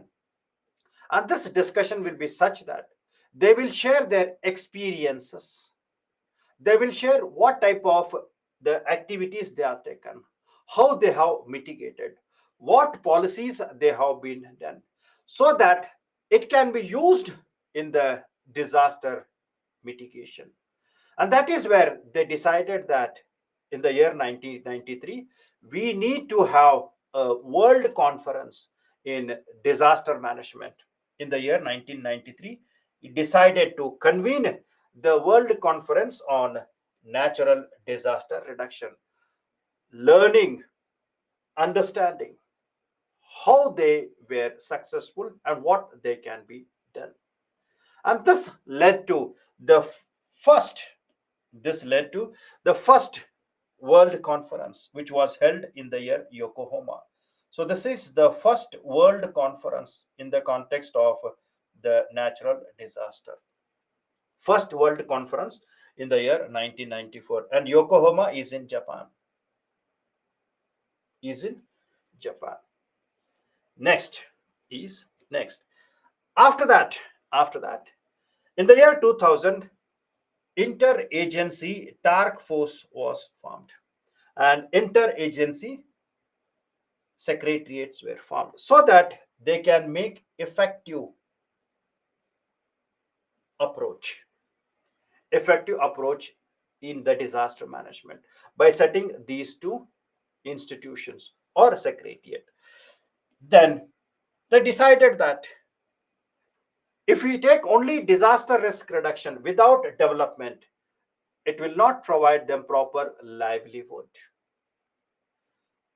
Without development, livelihood will not be there. Sustainable development was required. So, hence, in the year 2002, the policies which were made after that, they linked the disaster reduction policies with sustainable development. They developed sustainable. So, sustainable development talks about equity, social equity. Social equity. It means that the poor, rich, vulnerable, everybody should be taken into consideration. It also talks about economic development. And it also talks about environmental concern. Environment concern. So, hence, the disaster risk reduction policies were linked with all the three parameters. The poor people, the vulnerable section should be taken into consideration. Environment should also be taken into consideration. Environment should not be degraded. And livelihood should not collapse. They should have their own economic activities. Right. So this started. After that, they found that we need to restructure what we have did.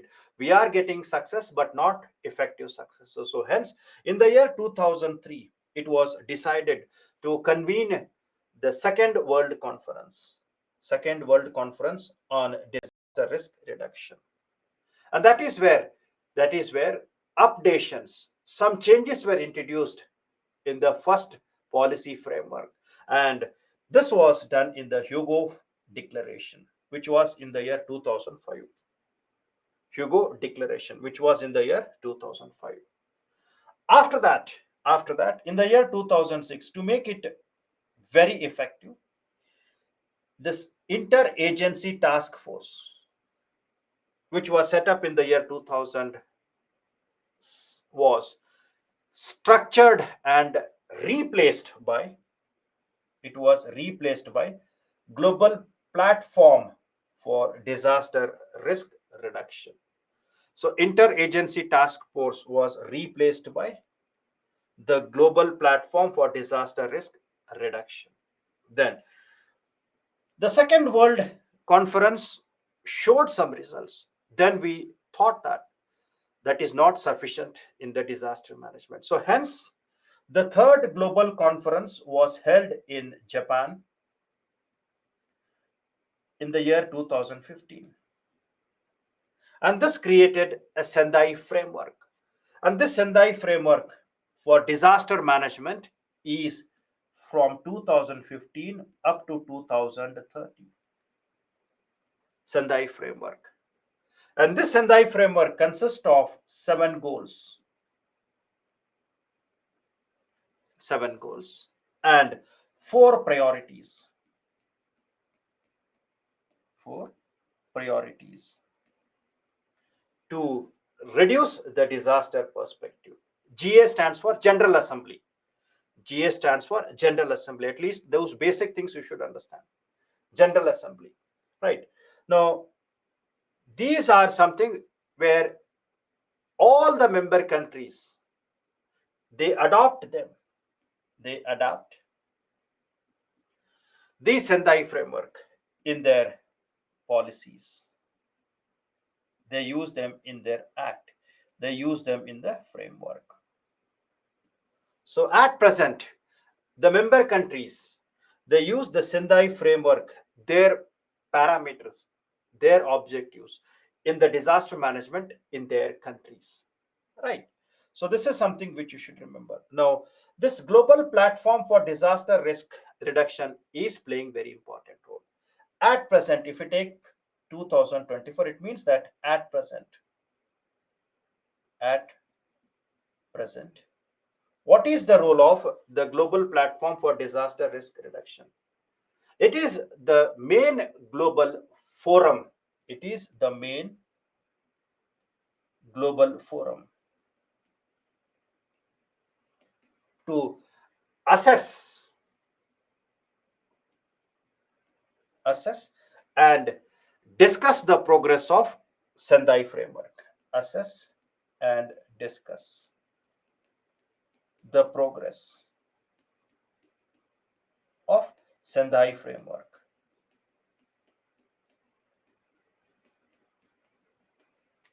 Progress of Sendai framework.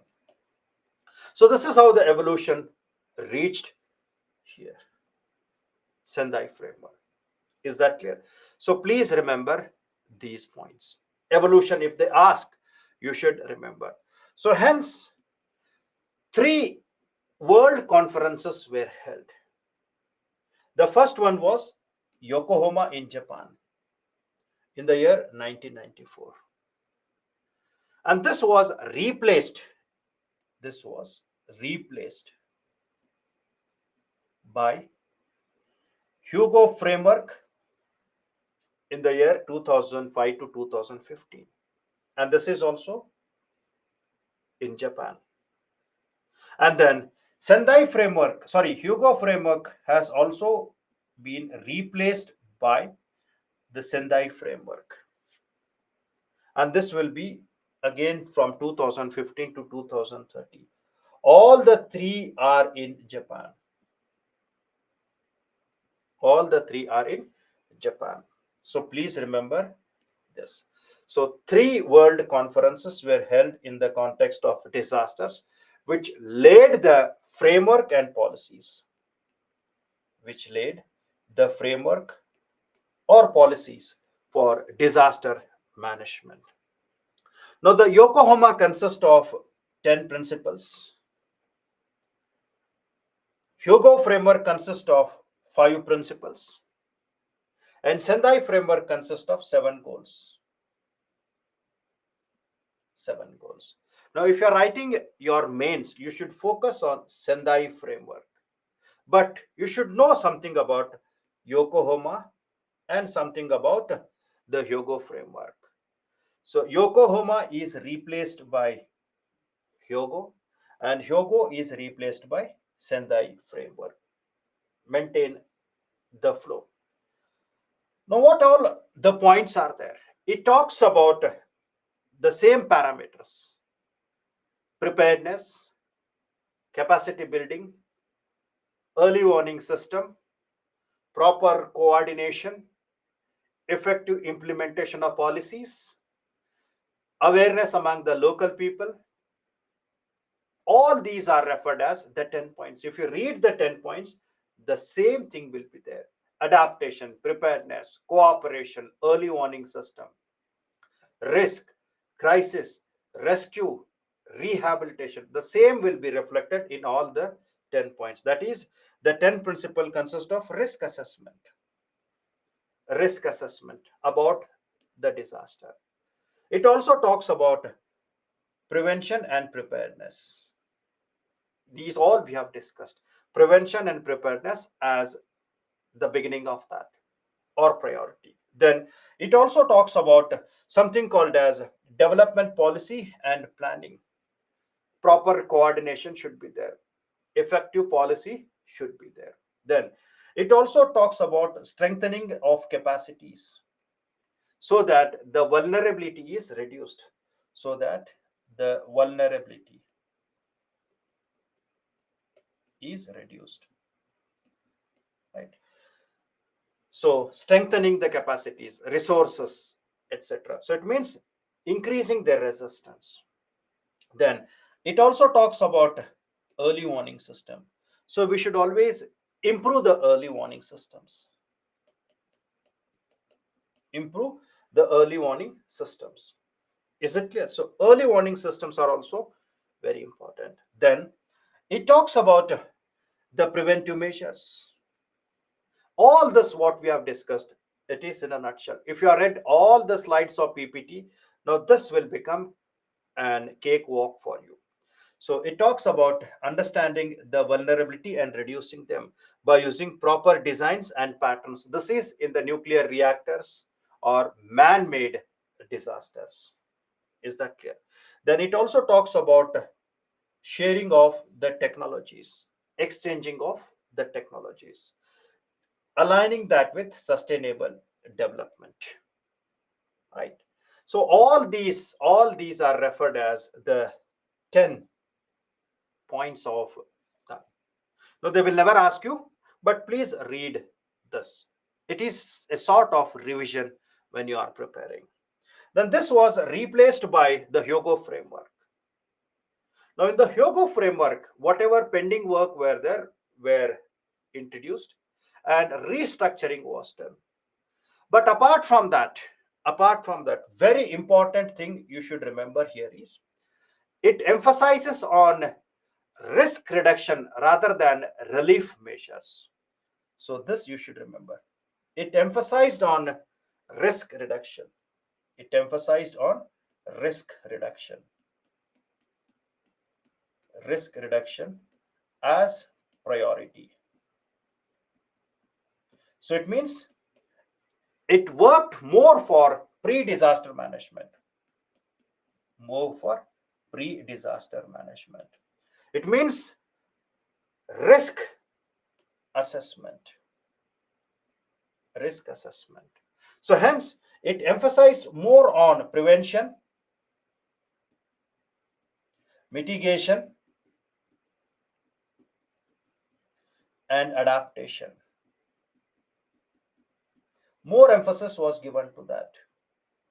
So in the beginning itself, if the risk is reduced, then the crisis will also come down. So its philosophy is, if risk is reduced, then the crisis will come down. Crisis will come down. And then it is easy for rescue and relief. If they reduce, then it is easy for rescue, relief, resettlements, etc. So hence it is proactive in the nature. It is proactive in nature. Proactive in the nature. So hence a paradigm shift was there. A huge shift was there. Before we were emphasizing on relief. Now from Hyogo framework, more emphasis was given for risk. So hence it talked about making disaster risk as a priority, proactive one. And hence it talked about improving the risk information and early warning system. It also talks about building a culture of safety and resilience, that is, to have a strong amount of adaptation. To have strong amount of adaptation. That is preparedness. Preparedness. Then reducing the key risk in many sectors like roadways, hospitals, etc. So reducing the risk in key sectors like hospitals, because when the events takes place, the hospital will collapse, the roads will get damaged. So reducing the risk in hospitals, roads, etc. Then strengthening the preparedness for response. Strengthen them. Strengthen them so that the risks are controlled. And by that, we can reduce the casualties as well. So we refer that as Hyogo framework for action. So please remember this. So there has been change from relief to crisis. Sorry, relief to risk.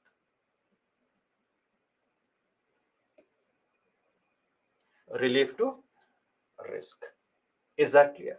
Now, the Sendai framework. The Sendai framework, it is from 2015 up to 2030. And this is non-binding agreement. No force, non-binding agreement.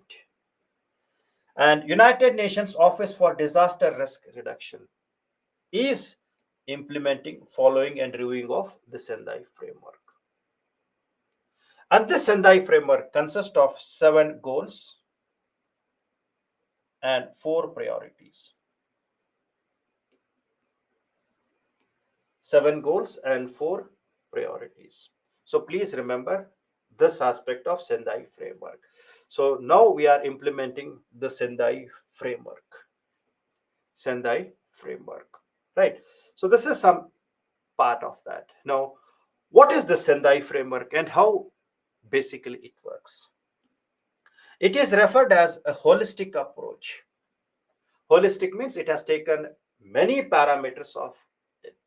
So why it is referred as holistic approach? Because it is formed by integrating. It is formed by integrating many aspects like sustainable development goals, integrating sustainable development goals. So we have 17 goals are there which have been integrated. It is also integrated with climate change adaptation, that is Paris Agreement, climate change adaptation, and linking that with disaster management. Disaster management. Right. So hence it is referred as the holistic approach in integrating sustainable development goals, climate change and adaptation, and disaster management as a club of that. Then it recognizes that state has a primary role. State means a country, a unit, political unit. It may be a country or it may be any part there. It recognizes that state has a primary role to reduce the disaster risk, but the responsibility should be shared. The responsibilities should be shared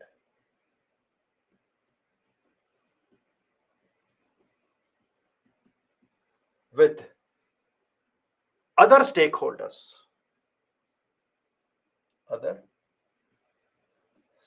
stakeholders, which includes governments and private or civil societies,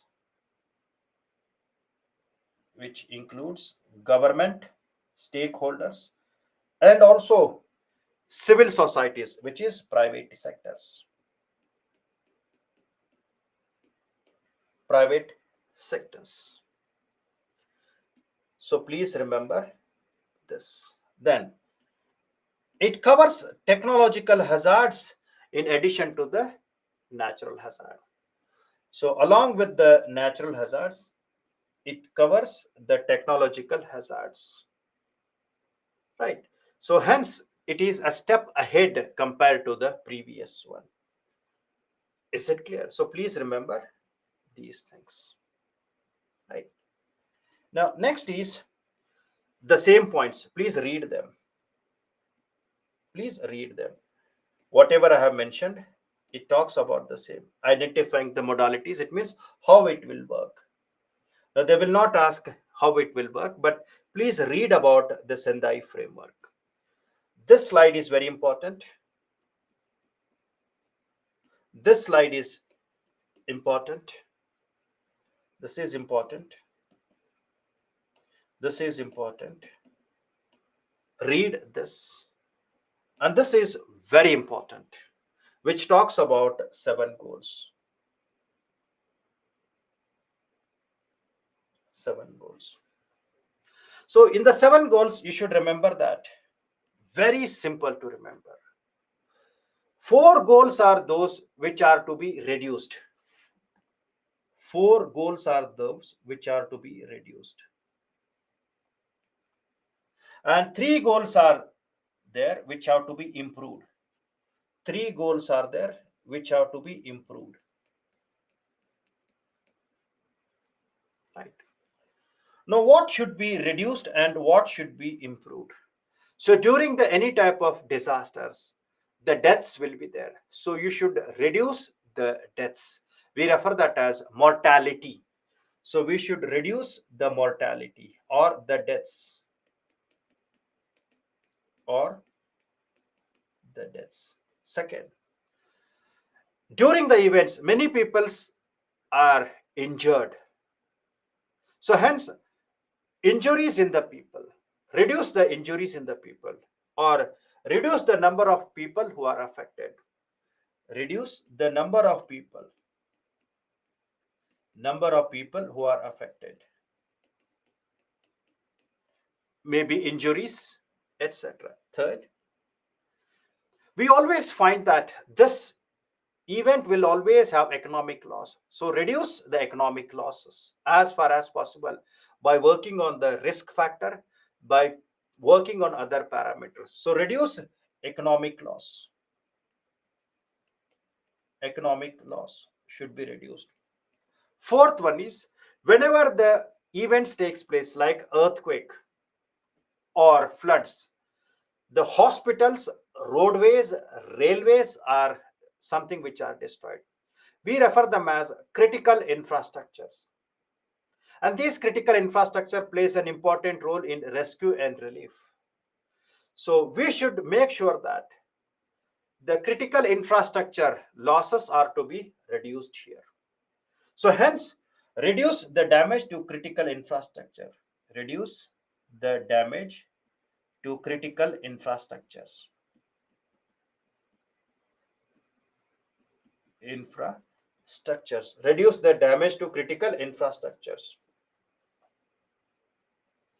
Right. Critical infrastructure. Damage to the critical infrastructure.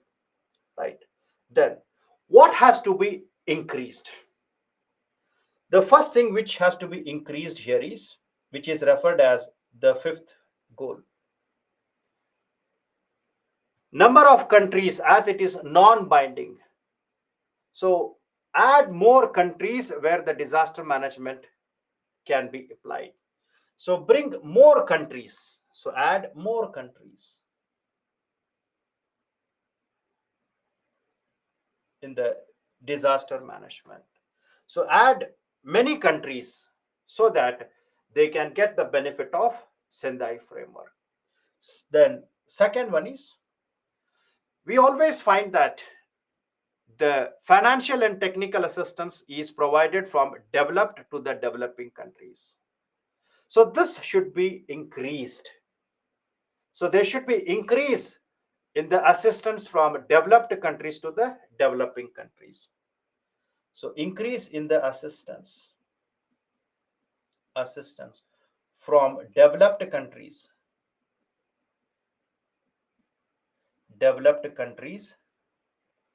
to the developing countries. Right. So it can be technical assistance or it can be financial assistance. So that should be increased. Then the last one is, we should always improve the early warning system. Improve early warning system. Early warning systems. So that the losses are drastically reduced here. Is it clear? So please remember these seven goals. Seven goals. So the moment when you talk about the seven goals, three have to be reduced, sorry, improved, and four has to be reduced. And those which have to be reduced is the number of people who are injured, reduction in the mortalities, deaths, reduction in the economic losses, and reduction in the critical infrastructure losses. So these four has to be reduced. And improvement in bringing more countries in the framework, more flow of technical and financial assistance from developed countries to the developing countries, and improving the early warning systems. So these are referred as the seven goals. Seven goals. Right. Then the description of the same is mentioned: mortality, affected people, economic, critical infrastructure. So whatever I've explained, it is reflected here. And this will be for a framework of 2015 to 2030. 2015 to 2030. So these are referred as seven goals. Now don't by heart them in detail. Just remember, four to be reduced: mortality, injured people, economic losses, critical infrastructure. Three to be improved: number of countries, assistance to the developing countries, and early warning system has to be improved. Right now, what are the four priorities it talks about? The first priority, this is the last, then we can discuss on the previous year questions. The first one is understanding the disaster risk. So, all dimensions of vulnerability, you should understand all dimensions of vulnerability. Vulnerability may be of individual, maybe of society, maybe of the country. Capacity, exposure, etc. So we refer that as priority one. Priority one, understanding the disaster risk, all the dimensions. Then, second one is strengthening the disaster risk governance to manage the risk. Now, what strengthening and what has to be done here? Now, this is about strengthening at national, strengthening to be done at national, regional, and global global framework of law and policies. Global framework of law and policy. Apart from that, apart from that, when we talk about strengthening, if you define the roles and responsibilities, then the accountabilities will be very, very high. So, hence, define the roles and responsibilities. Responsibilities. Because whenever roles and responsibilities are there, it will always increase the accountability. It will increase the accountability. Right. And it also talks about a more amount of the technology development will be there in the private sector. So involve private sectors in that. Involve private sectors in disaster risk reduction. So we refer that as the strengthening the disaster risk governance, framework of law and policies, defining roles and responsibilities, and involving the private sectors. That is the second priority. The third priority is investing in disaster risk reduction, that is both in structural and non-structural measures. Invest in both structural and non-structural measures. Non-structural. Structural means engineering one. Non-structural means policies, budgets, finance, leadership, skills. We refer them as non-structural measures. Right. Then the last priority, fourth priority is, which we refer that as the relief and rescue measures. And the major idea of this is to make build back better. It emphasizes on resettlement, rehabilitation, resettlement, rehabilitation, etc. So that it is recovers very quickly. Build back better means it talks about quick recovery.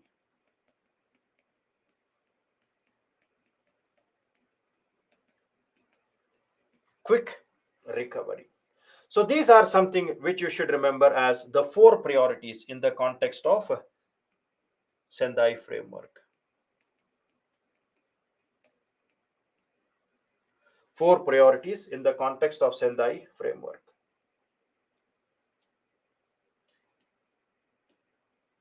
Is that clear?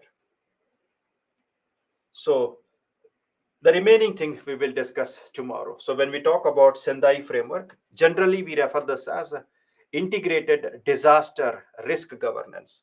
So these are referred as integrated disaster risk governance, right? And integrated means you are integrating risk and crisis. Integrating means you are integrating both the factor, that is risk factor and crisis factor.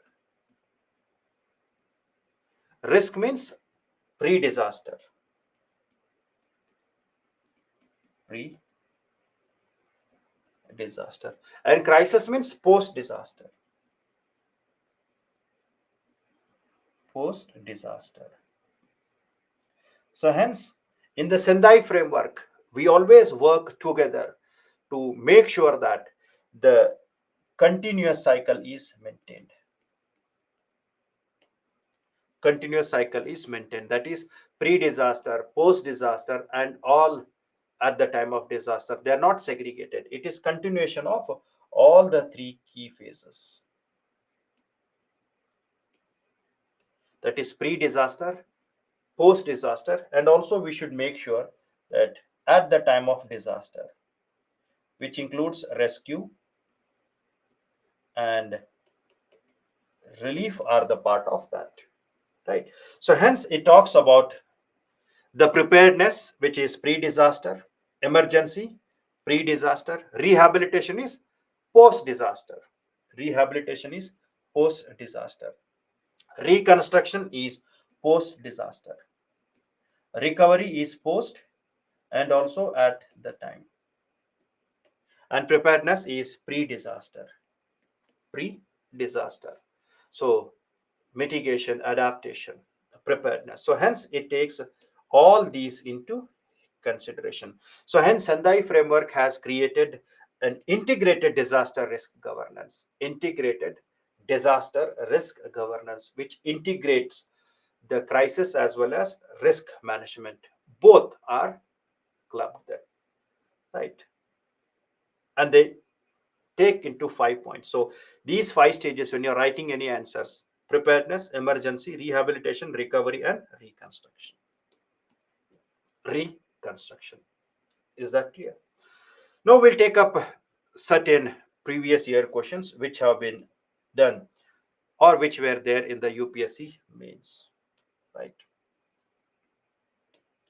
Now the first question is: explain the mechanism of occurrence of cloud bursting in the context of Indian subcontinent.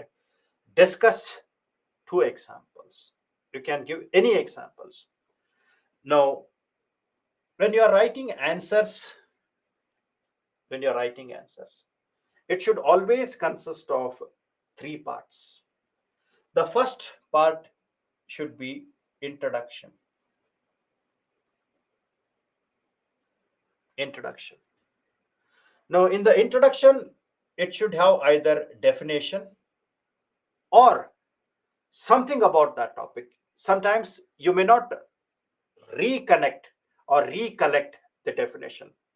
So, in that case, you should write something about the topic. Something about that topic. Maybe if it is in the current affairs, you should write something about that. Second one is main body. Main body. Now, in the main body, it consists of maps if it is required. It consists of diagrams if it is required. And more of the time, try to make flowcharts. Flowcharts. And this flowcharts will have more clarity. Whenever flowcharts are there, it will give more clarity in the context of your any answers. So in the main body, when you are writing, you should see if map is feasible, if any diagram is feasible, if any flowcharts are feasible there. Is it clear? Then third one is way forward. way forward, or sometimes we refer them as conclusion. Conclusion. Now, when you're writing the conclusion, you try to end that with a positive mode. Positive mode means what better can be done here. It means that some positive things should be given, or what best can be done here, what best can be done, or how to improve that, how to improve any type of event which has been done. And this you can give by giving examples, or you can use any schemes of the governments which have been given, any schemes or policy. Just name them. By using this policy, by using this program, we can reduce the impact of that particular disaster. And this is valid for any answers you are writing, maybe for geography, disaster management, history, polity, any question you are attempting. You should have these three things in the mind: introduction, main body, and way forward. It may be 5 marks, it may be 10 marks, it may be 15 marks, or it may be 20 marks. It should have these parameters, right?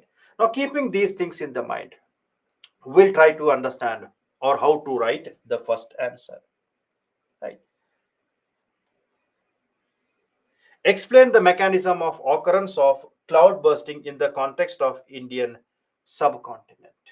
Now, here they are not talking about global, they are talking about Indian subcontinent. So it means that you have to give a definition of cloud bursting here, right? And also they are talking about mechanism which is involved in the cloud bursting in the context of India. So you should have some aspect before writing answer.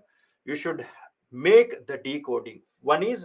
Definition one is definition, second one is mechanism, and it is also asking about examples. Three things you should remember. So when you start this, you should start with the definition of cloud bursting. Cloud bursting. Now, here, when you write a definition, you have to consider Indian subcontinent. So, cloud bursting is an event associated with heavy rainfall, heavy precipitation, or rainfall. Cloud bursting is an event associated with heavy rainfall or high level of precipitation. Now, the criteria for that in India is given. So, according to Indian Meteorological Department, it has defined the cloud bursting in two ways. One is that any geographical area which is smaller, any geographical area which is around 20 to 30 square kilometer, small area, small area, and this area is receiving rainfall of 100 millimeters or 10 centimeters in less than r, in less than r. So this is one criteria. Second criteria, it says that in the mountains, in the mountains, when heavy rain falls, creates huge losses and flash floods. Flash floods. We refer this as cloud bursting. So you have given an introduction. Heavy rainfall, according to IMD, this. So that completes your first part, introduction. And while defining that, you should mention, due to global warming and climate change, the incidences of cloud burstings are increasing, right? So due to global warming and climate change, the incidences of cloud burstings are increasing.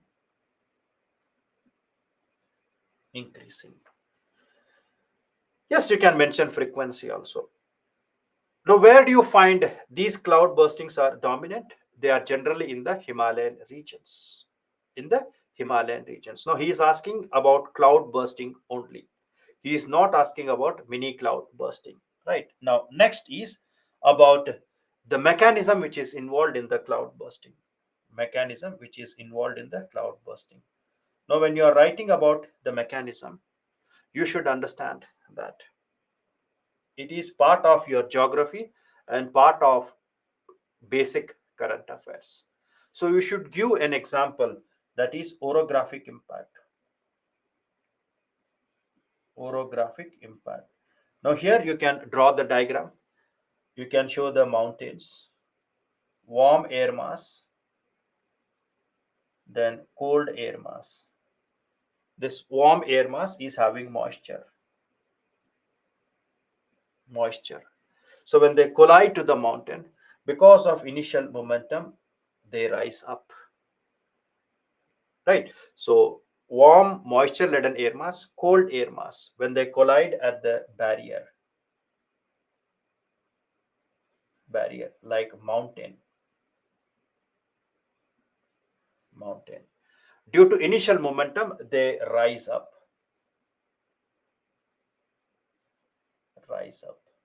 and they create a type of a cloud which we refer them as cumulonimbus cloud. Cumulonimbus clouds. So this you should keep in the mind. And these clouds, now here when they talk about cloud bursting, one statement you have to add there. So these clouds, because of the electrostatic force, they hold the water droplets. Because of electrostatic force, they hold the water droplets inside the clouds. Inside clouds.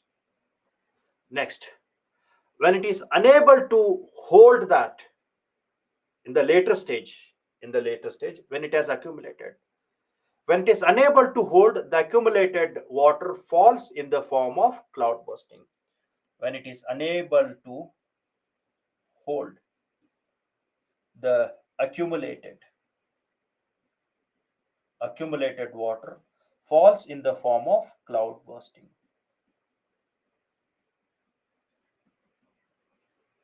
Cloud bursting. So this is what you should define, the mechanism involved in the cloud bursting. Even if you don't mention in detail, at least you should remember this electrostatic force. This is your pure geography, where it holds the water droplets in it. And here you should mention about the cumulonimbus clouds. Is it clear? So you have mentioned about these, and you should mention that these cloud bursts will create flash floods, because you are talking about losses. These cloud burstings will create flash floods. Right. So this is what you should mention about the cloud bursting. Now, after that, in one statement, you can mention the cloud burstings can trigger landslides, it can trigger certain types of erosion, land subsidence, etc., which can lead to large amount of the socio-economic losses. So that is your second part. We refer them as the mechanism. Now, next is discuss two examples. Now, when you are talking about examples, you can give the recent examples. You can give the examples. One, you can give an example of Uttarakhand. Now, when you are mentioning about the examples, if it is there in your mind, you can draw the maps. You can draw the maps. For example, in the context of India, right? So you can draw the maps here, right? So the incidences you can show, one is Uttarakhand,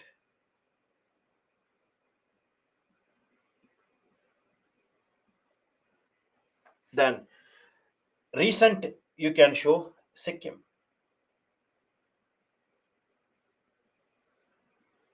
Sikkim, right?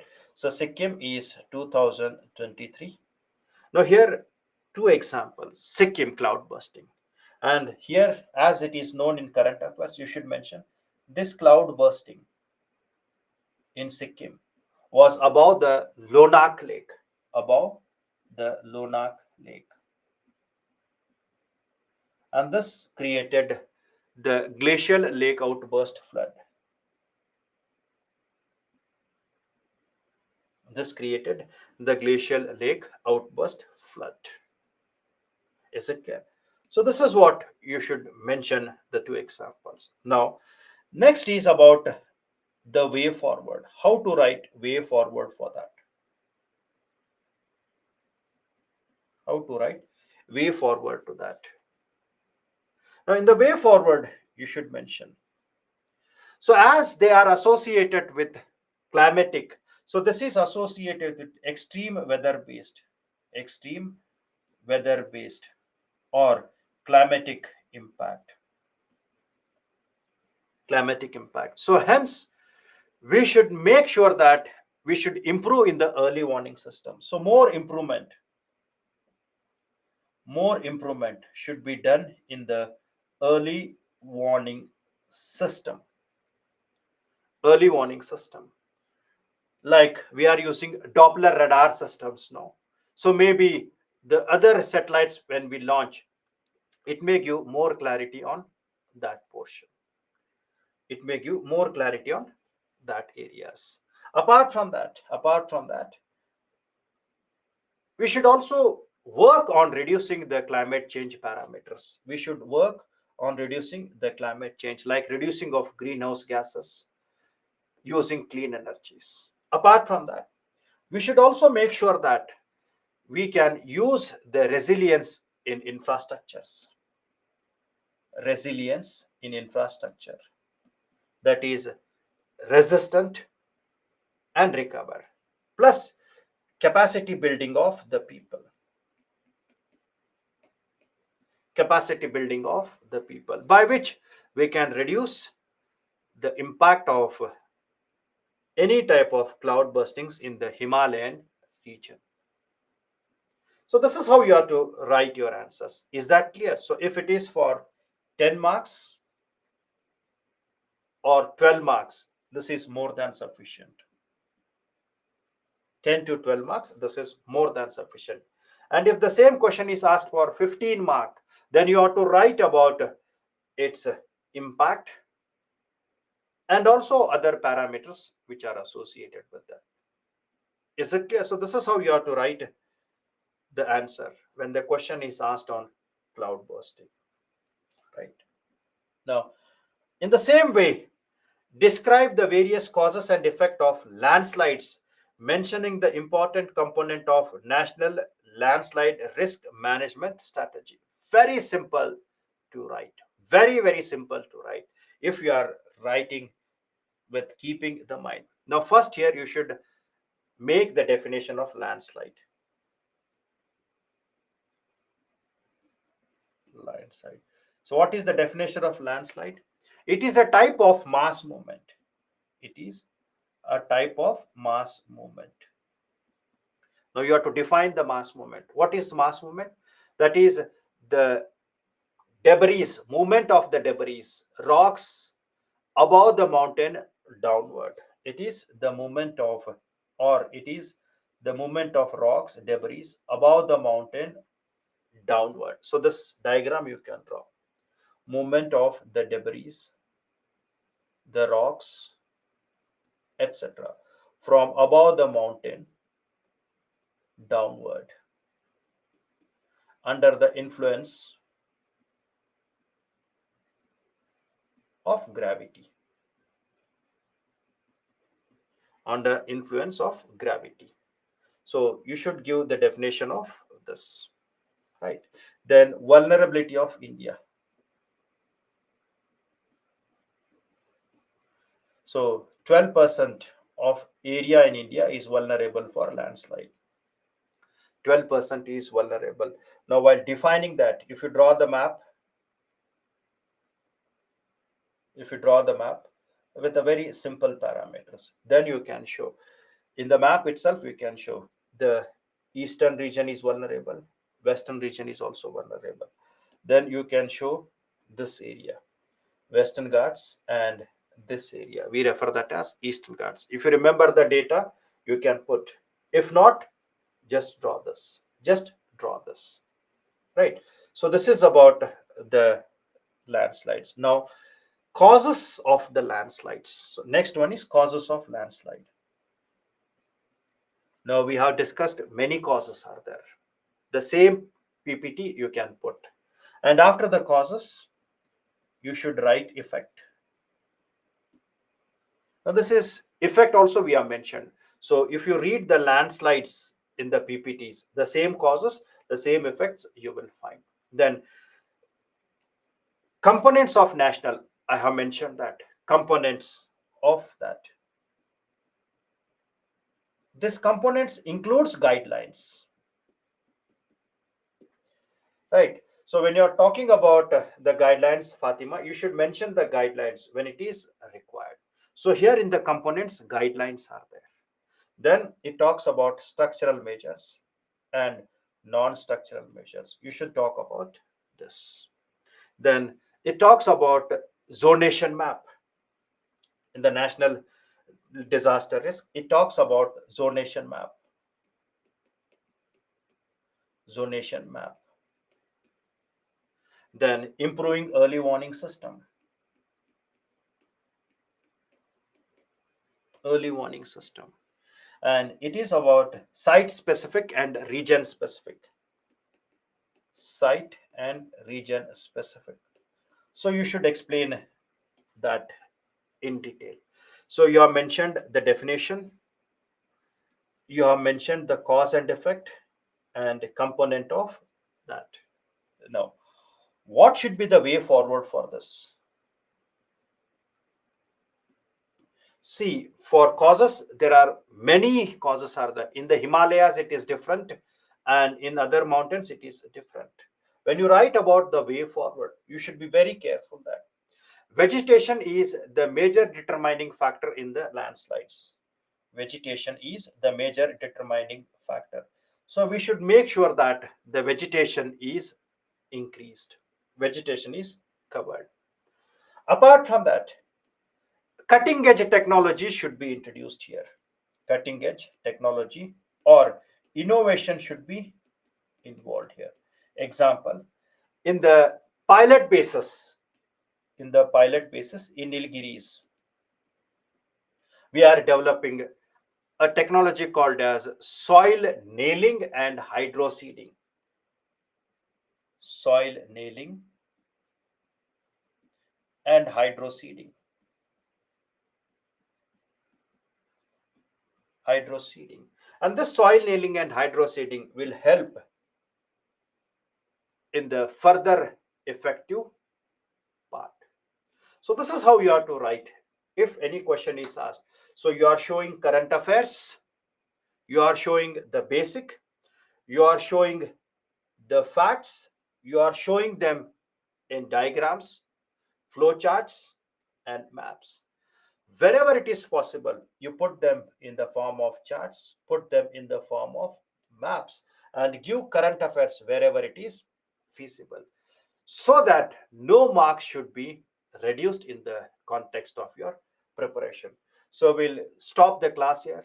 Apologies, I took 3 minutes more. So tomorrow we'll start the class at 5 p.m. and maybe 2.5 hours. By 7:30 or somewhere we will wind up the tomorrow's session. Until then, thank you and take care. So try to write other answers also. We have other answers. So try to attempt these answers. Try to attempt these answers, keeping them into mind. So tomorrow we'll discuss the remaining questions and their answers also. So till then, don't get much stressed. Read, always take care of your health, keep yourself into positive mood of references, have proper sleep, eat a good quality of food, even though it is in less quantity, but eat good quality of food, because health is very, very important. I have seen that many of my students, they prepared very well, but because of health aspects they could not appear for prelims, and this year prelims paper was very easy, and they're regretting of not maintaining their health conditions. So this exam needs mentally strong and physically healthy. I'm repeating, this exam needs your mentality should be very strong and physically also, so that you have to make yourself in the present part. So mentality, physically, presence of minds, and integrating all your knowledge in the small framework of time is something which makes you to get success not only in this exam, in all your herbinges in the life. So please update all the parameters. You make yourself as a matured person, so that you are updating all that. The moment when you are entering into your stage of examination, you should be mentally, with your health, you should be very, very happy mood to write the examination. So always work out on that, keep yourself into the best modes. So till tomorrow, we'll meet up again, maybe of the 5 p.m., and maybe 7:30 and 8 will be 7 or 7:30 will be the last time. So till then, take care and take care of yourself. Thank you, good night, and bye bye.